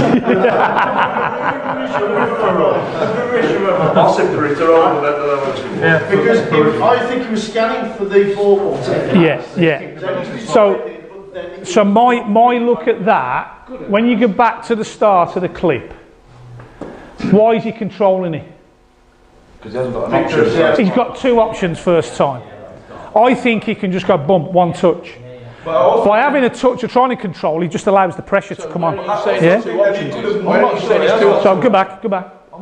Right. Play it into the space there. Yeah? Got it. Right at that point, yes. There is no option to not an option. That's an option because the space is there. How many? Right, hold it there. Let me talk. Let me just ask you this. Love the conversation. Barcelona, right? How many times now do you see ter Stegen play a negative pass? Do you understand what a negative pass is? Plays the ball behind him. Is that free space? Is there a reason why the ball can't go there? So who's going to get to that ball first? Defender. That's an option for me. Yeah, but that's what I'm saying. So the checking and scanning, the awareness, the understanding of what options they have. Is that a first time pass? That's a better option. One touch. That's a better option. So but what I'm saying is there's two options there. Yeah? But would you be saying? There's also time and space for him as a goalkeeper to come forward to the ball and nice soft touch and come forward where you can still see. Great. So here's a great thing, and I'm loving this. I've got an opinion. You've got an opinion. You've got an opinion. You've got an opinion. Right. But it's you that's got to get it right for your keepers. I'm not saying that my way is the way. I never would say that. Same as when I'm coaching goalkeepers. All I give them is a way. I don't give them the way, I give them a way. But now you can see how much of a debate there can be around analysis. What you're looking for, what the expectation is on your goalkeeper, and so on and so forth. Go on. You can come back in. When I do my analysis with the under 18s, if that is my under 18s keeper, the first thing I say is, what could your decisions be? So I put it back onto them, and you know that will get the discussion a little. You try and drag it out of them. Yeah. Brilliant. To see if they did know. So if they were coming up to that situation again, they might make a better decision next time. So I'm going to drag that drag it out of them. I'm going to drag it out of you because we're here to. Of course. Pick my brains, of course. Go ahead. You're saying that option A, or an option, is the negative pass to the right back. Or the other option is a one-touch pass to, is it the number 4 here? Would you be expecting that pass to the number 4's feet, or would you be expecting that as a negative pass? Again, what we'd have to look at here is, I don't think, because of the pressure, there's no player in shot yet. So I think, look at the distance the ball's got to travel. This player is going to start to move it. So can this player affect the pass? So where would you expect him to go? Stay there or move here? Move here. Same as I'd expect that player to drop into there. That's what I think having a touch allows that time to do that. Yes, but it also allows what? Pressure. I take your point that at the moment there he's got 2 options. I think he takes a touch and he's positive. All of a sudden he's got 4 options. He could have. But here's the other one. Now, has he also got time? And could he have gone there? Because what does that do for him? What does that do? Opens up the picture, gives him more time and space. But I'm just looking at it and I'm thinking, he's all over the parish. He is. He's nervous on the ball. I don't know what the context is. To me, his only option there is to go to the right. There. Body shape. Because of there. He's completely wrong. But can he do that? Should he have that capability? Or could he do that? That's what I'm saying about 2-footed goalkeepers. So in that situation now, if he gets closed and that pass gets killed, he can now open his body and just go boom, bounce it one touch. Can we take it to the point where he goes to control it and then stops it? Right, stop. So he's changed it again slightly? Yeah, it has. Okay, he stopped it again slightly. I know he stopped it with his foot there, but I'm still saying that because of the proximity of the striker closing him down, the option to the fullback is more difficult than the option to the guy here. I challenge that. As that's going on, the second striker's coming in. Look at the 2 players behind to play through. Because so there's another option. Is that what you mentioned about another option? But guys, listen. And I love this. It's fantastic. For me, I'm not a lover of a negative pass. I've got to be honest. And the levels that we play at, and I'm not being disrespectful, if we play a negative pass, it might take too long for our players to get into a position where they can then think about playing forward. I would want the keeper to play here. Hannah could do that because she could swivel on her hips and play with her left foot in one touch. And that's about technical capability, but also tactical understanding of the way the team plays. And that's the importance of developing your goalkeepers, to give them clubs in the back. That's an example of a coach that wants to play out from the back, that hasn't necessarily got a goalkeeper. And I think he's not right, he's not ready. The main focus is the accuracy, refocusing on the accuracy. But I think there's a catalogue of things. There's a whole host of things. So guys, listen, because I'm mindful, look, we're on 8 o'clock gone now. Fantastic debate, and I just wanted to really get your juices flowing around analysis and how subjective it is, and that, for me, that's where goalkeeping's going. But how much of a help can it be for our goalkeepers to be able to sit with them and go through that? Now, will it cause argument and debate? Yeah, it will, but that's surely about what development's about. Are we always right as coaches? No. Who's the one that is playing in the game? The goalkeepers. They're the ones actually on the grass doing the work. Yeah? I'm going to fish through the last little bit because we haven't got time. Can you go to Hannah's clips for me? Yeah, I'm going to miss that bit out, Ben. We're going to go to Hannah's clips. And just how, by looking at some clips, how I can now link it to some of the work we're going to do on the grass. All right, apologies for skimming through. Keep going, no, I missed this. I'll share this with the lads, yeah. They can have this slide, and then if anybody needs elaboration, I can do it with them. Well, okay. I'll jump in on one point on the analysis. Just hold it there, sir. So, looking at the analysis, and obviously for me, it's really important that during the game, at half time, we did it in our recent game against Liverpool. If there's anything Tony needs to address, whether it be a set play or goalkeeper, we can have the ability to get that to him. However, what I see is completely different to what Tony sees, because Tony's looking straight on at a pitch. I'm also a bit of 2x4 scaffolding in the middle of the sky. But that's how important Ben is to us, because my view at grass level can be tainted sometimes. Do you try and get your analysis to your keeper before she goes in and the manager? Yeah, well, so like against Liverpool, we were playing at St Andrews, and there was one issue with the set play. I did the set plays as well for the team, and we nearly got undone from a set play. So before they went in and spoke to Marta, I grabbed the whole group and I got you in on this. We put it on a big screen, and I said, right, this doesn't happen again. We need to look at this. So we got the whole group, showed them the set play, issue, the problem. This needs to be rectified. We talked about one or two players maybe switching positions. Second half, didn't happen again, did it? Yeah. I think they had 2 free kicks the same, similar, and they'd sorted it. But that was the importance of Ben seeing it from where he was and being able to, for me to see that, to share it with them and give them the detail, then they can go and action it. Yeah? You guys might not always have that capability, but there's nothing to stop you using your phone if you've got license to do that. Do you know what I mean? Where there's a will, there's a way. I'm a big believer in that. Yeah. Run on and say, is there anything you see? I'll always have a two-way process with Hannah. I generally won't speak to Hannah straight after. I'll let her go into the dressing room, get her thoughts together. I generally have 2 or 3 minutes with her before she goes back on the pitch, because I want her to think about that phase of play that she's been in. Then I can ask her what she thinks. What did she do well? What do you think she might need to work on? Then I'll give her my observations. And if I need anything from Ben, he'll then bring the laptop over and I'll show it to Hannah. I have no laptop, so. Hey? No, but listen, we're lucky. But what I'm saying is, where there's a will, there's a way. Can you find a way to be able to link some kind of footage analysis with your goalkeepers to help them? It might only be a case that you can do it in training. Yeah. But then that bit of work in training could be absolute gold dust.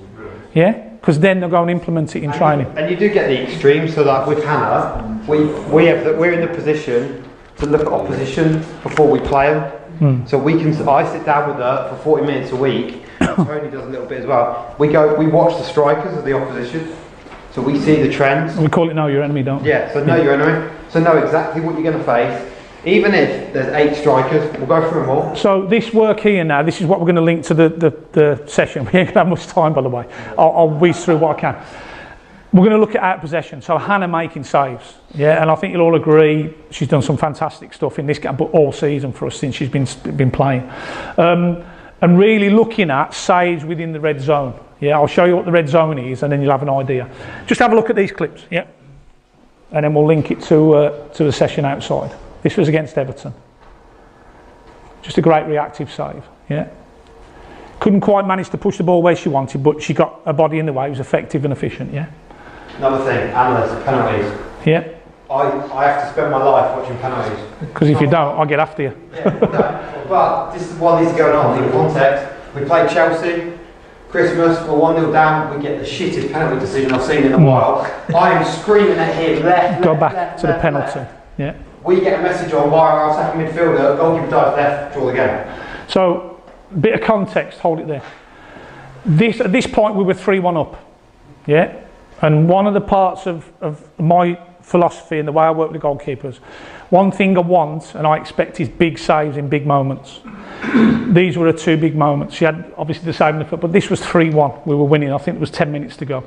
they get a penalty. We'd done our work, we'd done our analysis, we knew where she was going to put it, we fed it to Hannah, and this is what happens. You do your diligence, you get your rewards. Yeah?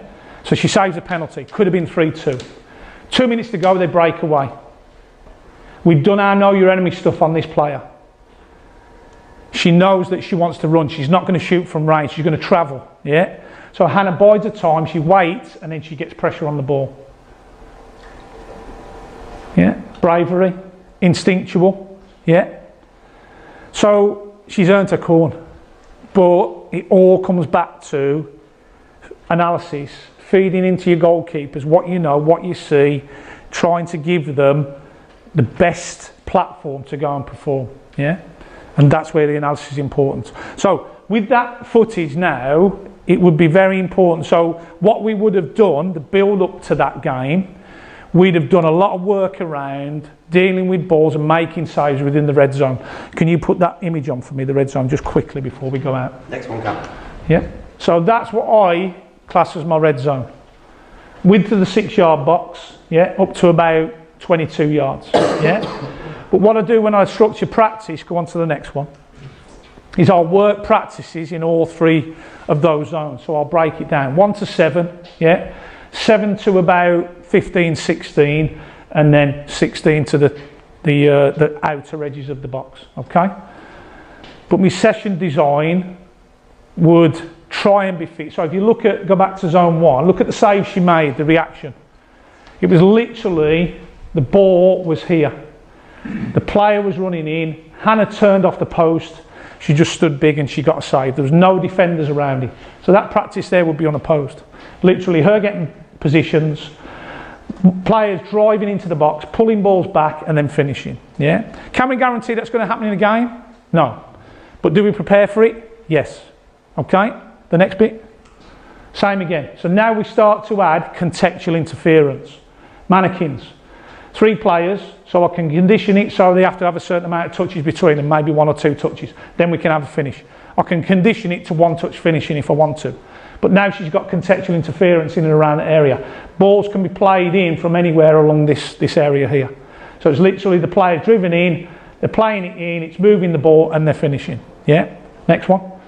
And there's your final one. So you've got now realistic opposition. Yeah? So you've got 3v1 in here. Can they work the ball so that they can now finish in and around and through the mannequins? So contextual interference in and around the goalkeeper. Yeah? Okay? But she's getting now an opportunity to make saves based on balls delivered from all 3 zones of the red zone.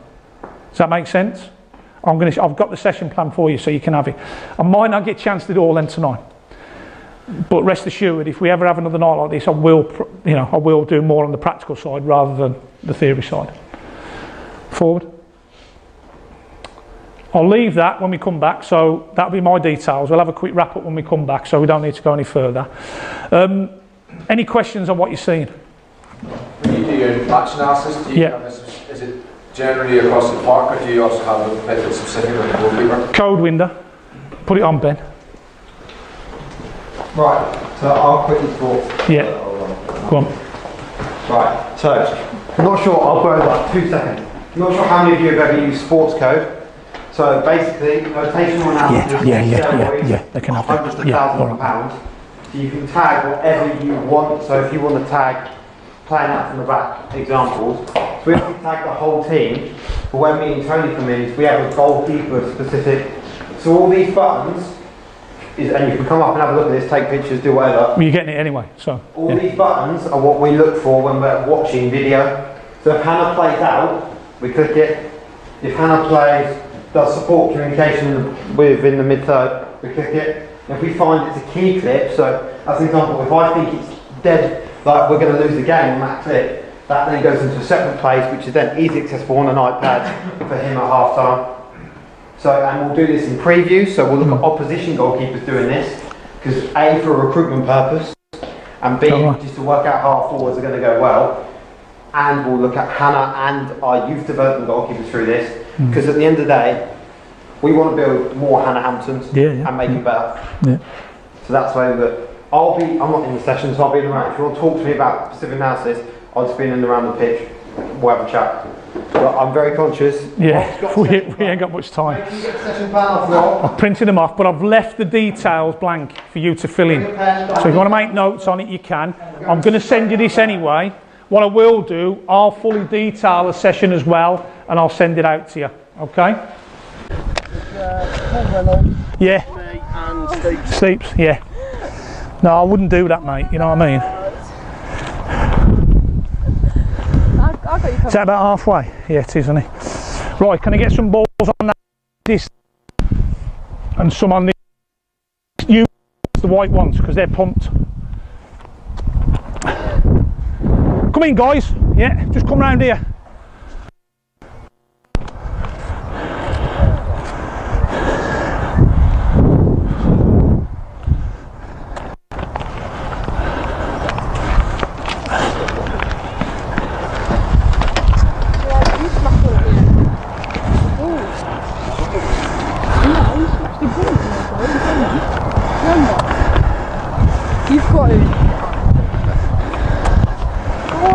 Right.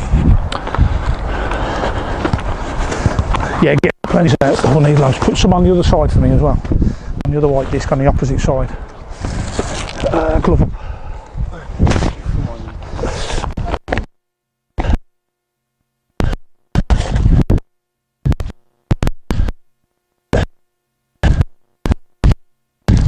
You can just collect loose balls and stuff.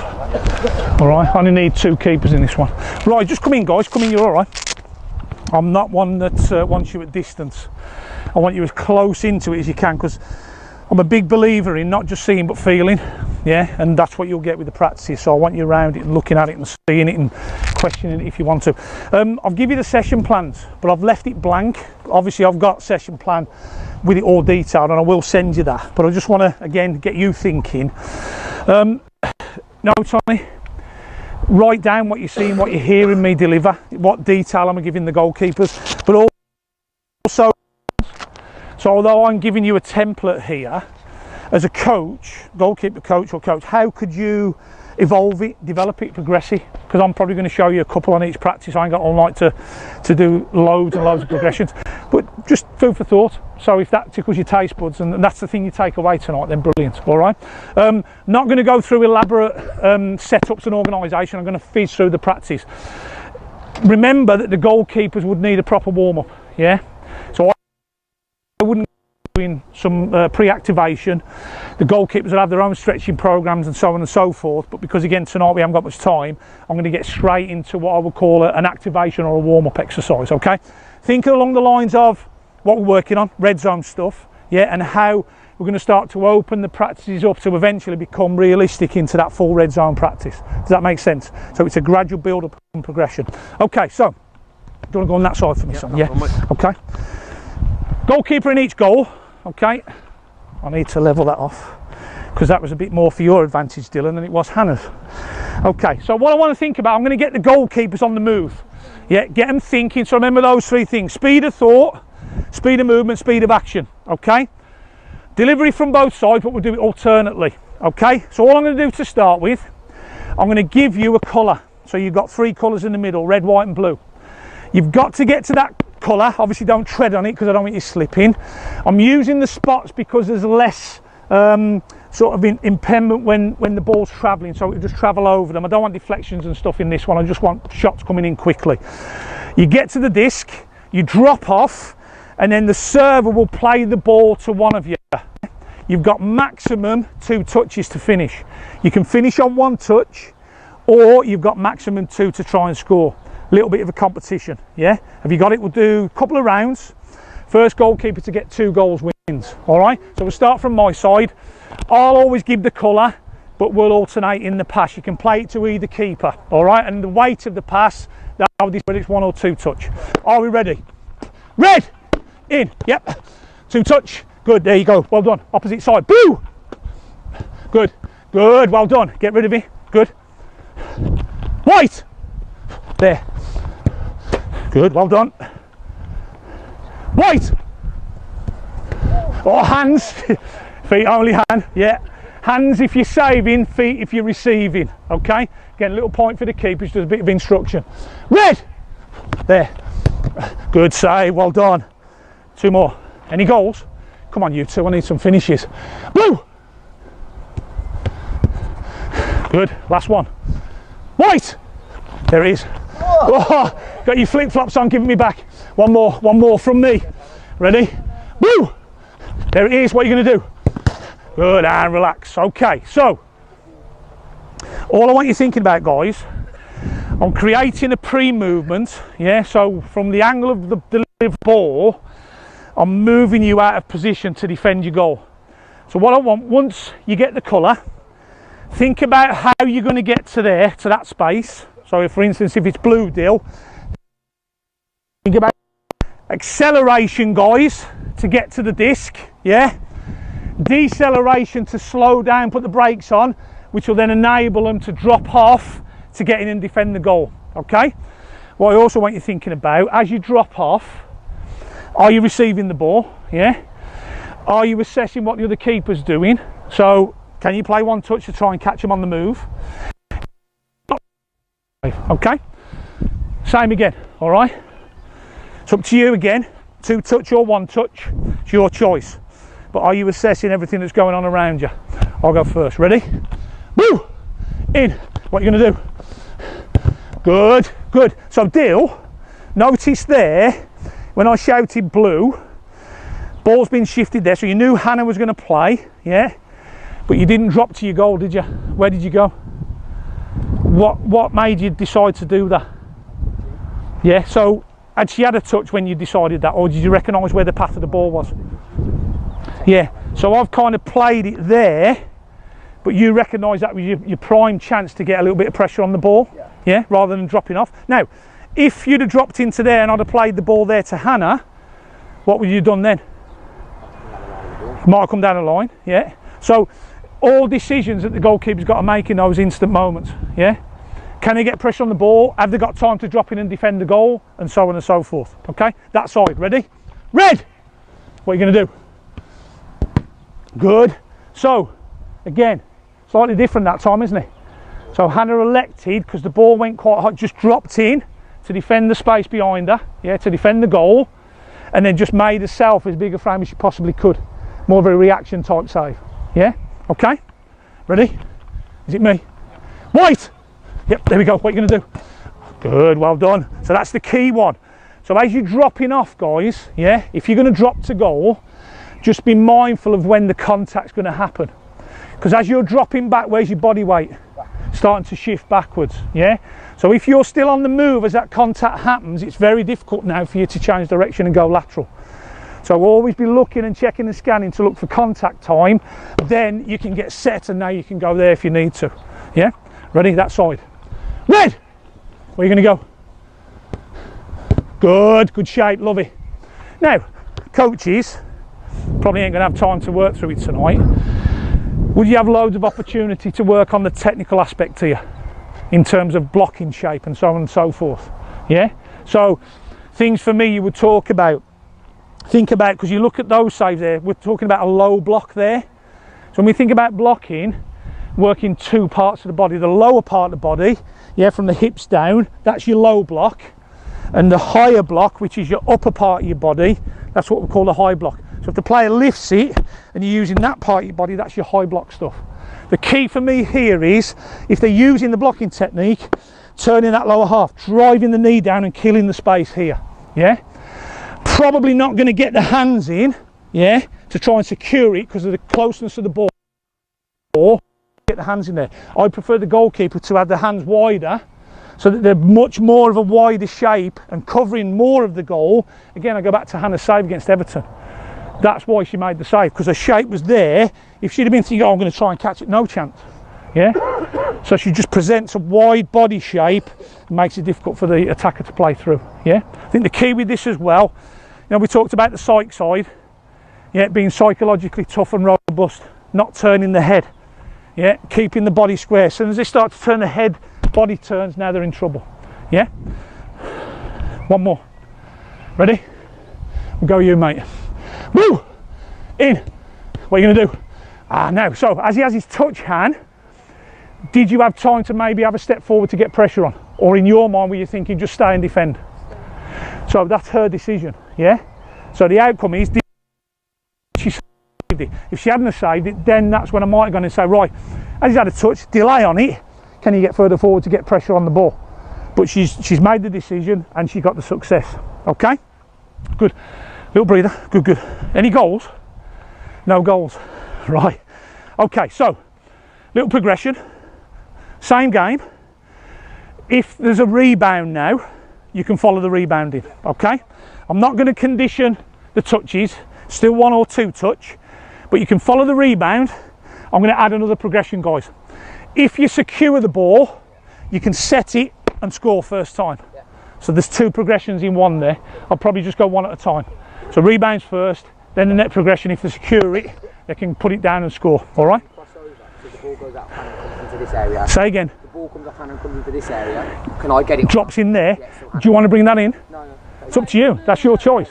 Is that going to make it more competitive for you? No, because then... Tell you what we'll do. Let's do the 2 I've added. The last one will be that one. Okay, let's have a look how that looks. Great though, isn't it? So as a coach, I could have gone, oh no, we're not doing that. But they're thinking about it. I love that. Yeah, and now if they want to try it, brilliant. Because again, it's realism for them. Yeah, okay. Are we ready? So remember, rebounds, or if you're secure, you can finish. Right, there it is. What are you going to do? Ah, great hand. Wide open shape, just leaves a hand there. Touch, great save. That side. Woo! Get in. What are you going to do? Oh, good. Careful you don't drop on a knee, Dill. If you plant, you can't move if you need to. Just be careful. Right! Yep, there it is. What are you going to do? Great, love that. Don't turn your head, you bugger. Yeah, keep that head forward. You're used to blind balls, you. Twice as heavy as these. Red! In! Where is it? Oh, good hand. Ooh. Can I have the rebound? I'm going to add that. So if it comes out here, me and you can finish. All right? Me and you can finish, son. How's that? So I've added one now. You ready? 2 balls. Woo! What are you going to do? Yeah, where are you going to work? Good.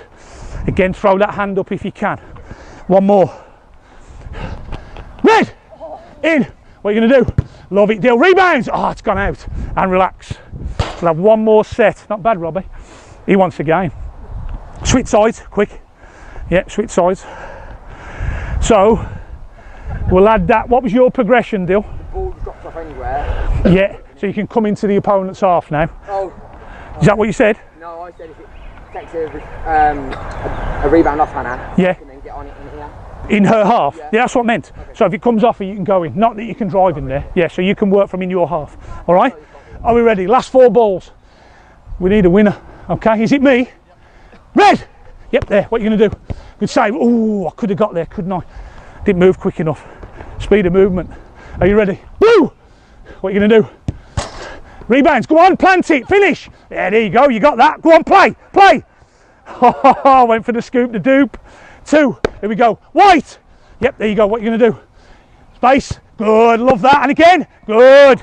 There's your second phase. So, remember the little conversation I had with Hannah about Dylan having a bit of extra time on the ball? The first time, she held her ground, didn't she? What did she do there? Yeah, so as he had that little touch, you'd now reckon, oh, I can get down the line there. But again, that's her checking, scanning and assessing what's going on around her. Were you going to say something, Dill?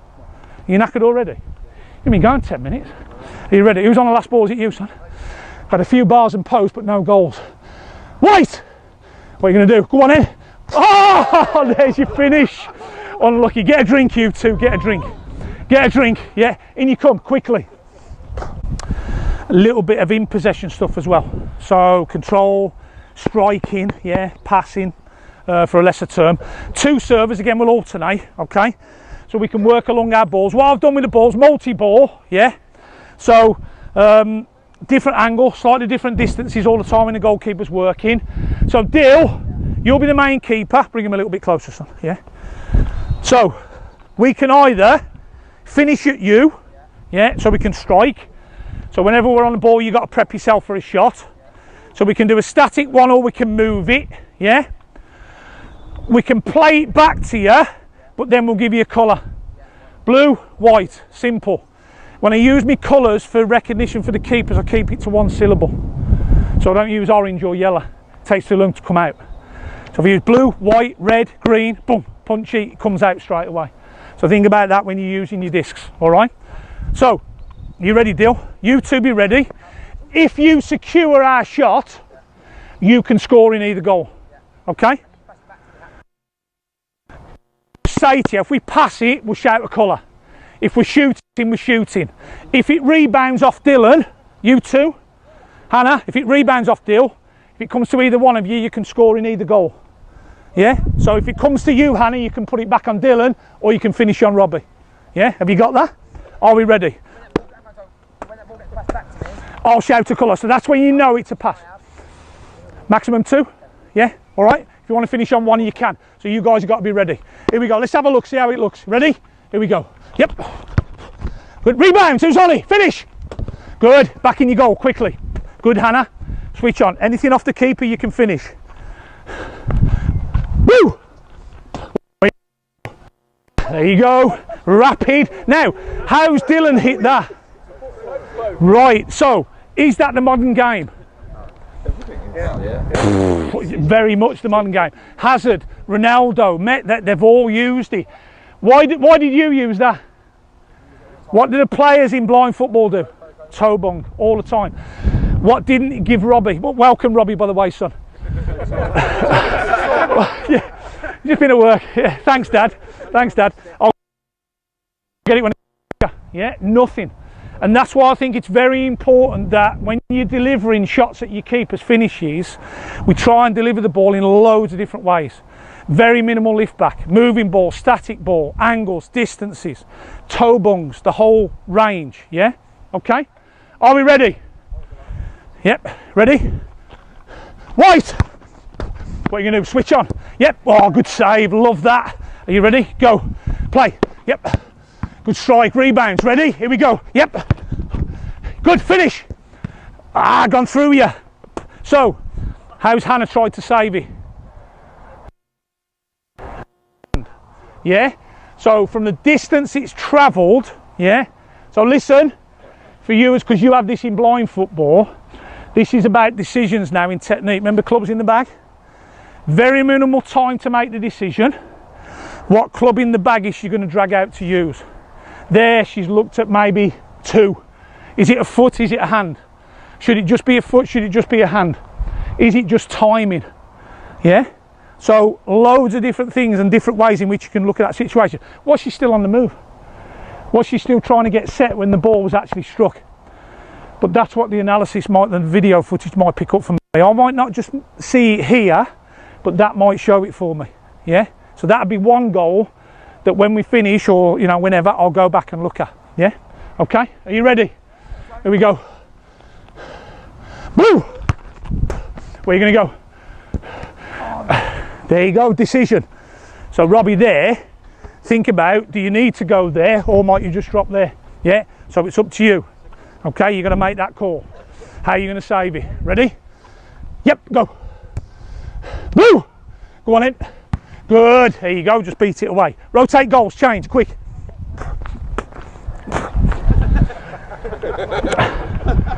Robbie wants to begin. Little progression now, okay? So we can still finish. Okay, get another ball, son. We can finish at Robbie. We can finish in here. Or we can play it to one of these two, who can then try and score in one of the other goals. Got it? So loads of variety now. Again, I'm adding 2 or 3 progressions just in one situation. You might not add all together, okay? So we can go anywhere we want. So you now got to think about, if I'm on the ball, yeah, what's your position now? Because I could finish in your goal. Does that make sense? If I play the ball to you and give you a colour, you can score in the coloured goal. If you secure it, you can set it and finish. If it's a rebound, you can finish in any of the goals if it comes to you. Got it? Are you ready? Good, play, go on, you've got it. Can you finish? Switch on. Ready, your ball, son. Where are you going to go? Any goal, it's up to you. Good save, rebounds. Good, love it, love it. Are we ready? Here we go. Right. Go on in, go on in. Good, go on, play, play. Good save, love it. Yes, play. Wherever you want to go, son. Good touch, love it, Robbie. Ready? Good save, well done. Yes, play. Where are you going to go? Any goal? Yes, up we get. 2 balls. Yes, go on in hand. Where are you going to go? Finish. No, 1 ball. Play. Yes, here we go. Can't get the service. Ready? Here we go. Yes. Go on in, Deal. Where are you going to go? Can you finish? Distances, angles. Should it be feet or hands? So has she got time to go with hands there? Probably, yeah? So think about your hands, mate. Now it's the club out the bag. 2 more balls. Are we ready? Yep. I've gone through, yeah? Yeah. Now, Robbie, hold it there. Because you've got a little bit of a futsal background, haven't you? So you've tried to use a conventional hand save, but you've self-analysed there. Where did you go? Could you have thrown a foot out maybe? Do you have time? Yeah? But I think that movement there, traditionally I'd have gone, just set, shift your feet, collapsing save.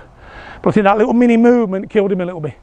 But in that situation, could he then use a foot? Yeah? All decisions, isn't it? 2 balls. Go on, inside play. Where are you going to go? Oh, you can go in any goal, remember. Ready? Yep. Good save and relax. Get a drink, you 3. Little round of applause for them because they're doing brilliant. Some great saves. Come in again. Deal. I want 4 goals. 1 there. Goalkeeper's got to have a relative position. Then they can think about the next bit. Speed of thought, speed of movement, speed of action. Yeah? Okay? I'm going to move quickly. Right. Is that? Yeah, that's good. Right. 4 keepers, 1 in each goal, 1 in the middle. Player in the middle. Right, I need some balls here. Keepers, you need balls in each goal. Quickly. Yeah. I'm bleeding knackered. I don't know who's working harder, me or them. Now, what you could do here, I'm going to show you one variation. I used this game 5 or 6 years ago, and many have used it since or whatever. I did this.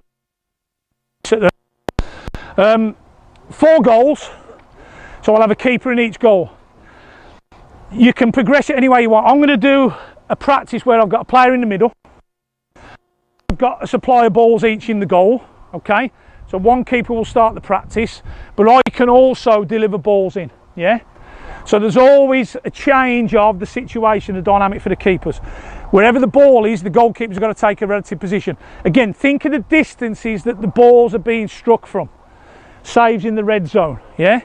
There's no save or decision being made with the ball having to travel any further than, say, about 15 yards, yeah? Does that make sense? And that's what these practices will give you, okay? Right, okay. Robbie, keep that in your goal, son. Here's your rules. 4 goals, Deal, get a ball in your hands. Yep, you're going to start the practice. So you can only deliver the ball from foot. Yeah. So what I would prefer is a moving ball. Okay. So you'll have a touch and you'll finish. You can score in any one of the 4 goals. Yep. You can rebound any time. Okay, so you're not affecting the initial ball, but what it might do, wherever you are, might affect his decision of where he's going to finish. You also might give some contextual interference to the keeper there. You might use that. Yeah. It's up to you. Okay, but if it comes off a keeper, you can rebound. Yeah. This is the first progression. Okay, if it goes towards your goal, yeah, you get the next shot. So if it's on target and you hold it, you can set and play and finish. If you save it, it's still your ball. Just grab a ball, we go again. You guys then have to get a new position based on wherever the ball is. Okay, I'm going to work for about 6 balls in the practice. Are we ready? Play, off you go. Where are you going to go? Yeah, next ball. Welcome, son. Here we go. Good save. Rebounds. Play on. Come on, finish it. Yes, goal. Play, Hannah. Your ball. Yeah. Think of the technical stuff. Yeah, go on. Play. Any goal. Any goal. Good save. Rebounds. Oh, there you go. Goal. I'll give you that because it went in. Play.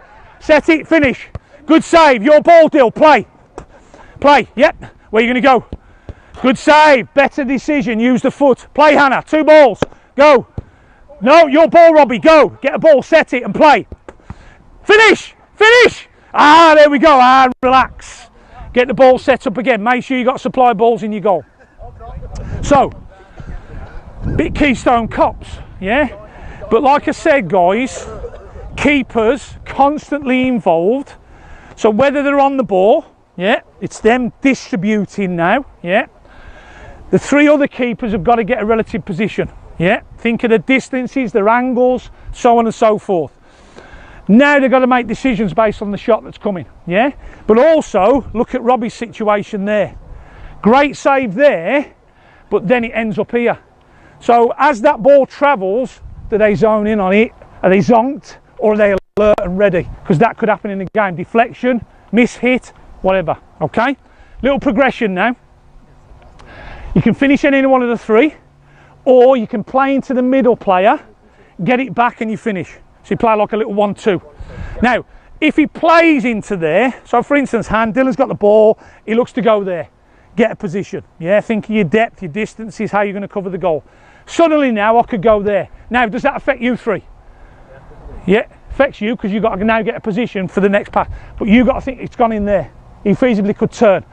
Think about it there. Do you stay in goal? Do you put pressure on? How things are now going through your mind. Okay? Decisions for you to make. All right? So you can either finish or you can use the middleman. Still following up, still rebounding. If you secure it, you can score in any one of the three goals. Are we ready? Play! No, next ball, that goal, play. Get ready, get ready. Go on in, where are you going to finish? Oh, go on, play, rebound. Go on in, where are you going to finish? Great save, Robbie, play, your ball, son. Yep. Chip off the old block. No money. Kidding. Three balls, come on. Play, 1-2, where are you going to go? Very little time to get set. Play. You can go in any goal or you can set it. One touch, play. Yes, you do. Two balls. Good save, rebound! Oh, great save, play! Yes, finish! Unlucky, son, play! Tough school, this one. Great save, rebound! Good, love it, and relax. Little round of applause, superb. As a coach, have I got time to pick the bones out of all that? What could I use? Is there anything stopping me now going and looking in there and bringing them over? And what I'd have is Ben on the camera, get on your camera, it's where you're supposed to be, and I could shout to Ben, right, roll that back, I want to talk about save 3, yeah? And he brings up save 3 for me. I'm not saying it's that easy for you guys, but that's how easy it could be. They can have a little breather, we can chew the fat over that, I can go and give them a bit of depth of detail, yeah? Simple as that. But that's your on the spot, on the pitch analysis going on, yeah? One more progression in here, thanks Ben, good lad. Okay, right, back in, quick. All right, hang on, oh, I need to boost. Ball's in the goal. Okay, so now, added progression. Now what you could do if you're a player in each free space, yeah? If you've got two players, whatever you want. I'm just going to now play from here. So, if I want to, so let's say for instance somebody's had a shot and it goes wide, yeah, I could play the next ball. So all 4 keepers now, you've got to get ready. Yeah, so I can finish in a goal or I can go through the middleman. So if I play to you now, son, I'm not playing a 1-2. You can go into any one of the 4. So the only time it's not a 1-2 with the middleman, if it comes off me. If it comes from the keepers, it's a 1-2. Yeah? Couple of progressions in one. I'm rolling with it. I'm adding as I go. All right? Hannah, you can go first, mate. All right, Beans, you're moaning at me for letting Dylan go. Are you ready? Okay, play. Off we go. Go on. Yes, here we go. Yeah, go on, play. What are you going to do? Whoa, how's your feet, son? Play, Robbie. You can finish. Any goal. Oof. Play. Next ball. Yep, from there. What are you going to do? Good save. Yes, Hannah, it's you. Get a ball fast. Come on, play. What are you going to do? Finish or set it? Go on in. Good finish where it's gone through you. Your ball, Dill. Go on in. Play. Go on in. Yep, here we go. Yes, yes. Play. Switch on. There we go. Play. Rebound. Go on. You can finish anywhere you want to go. Good. Play, Hannah. You've secured it. Finish.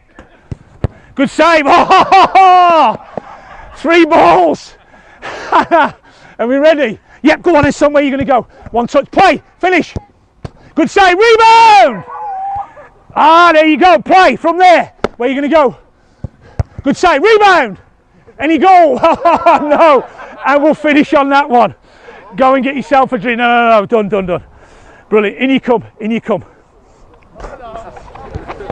Get a breather. In you come.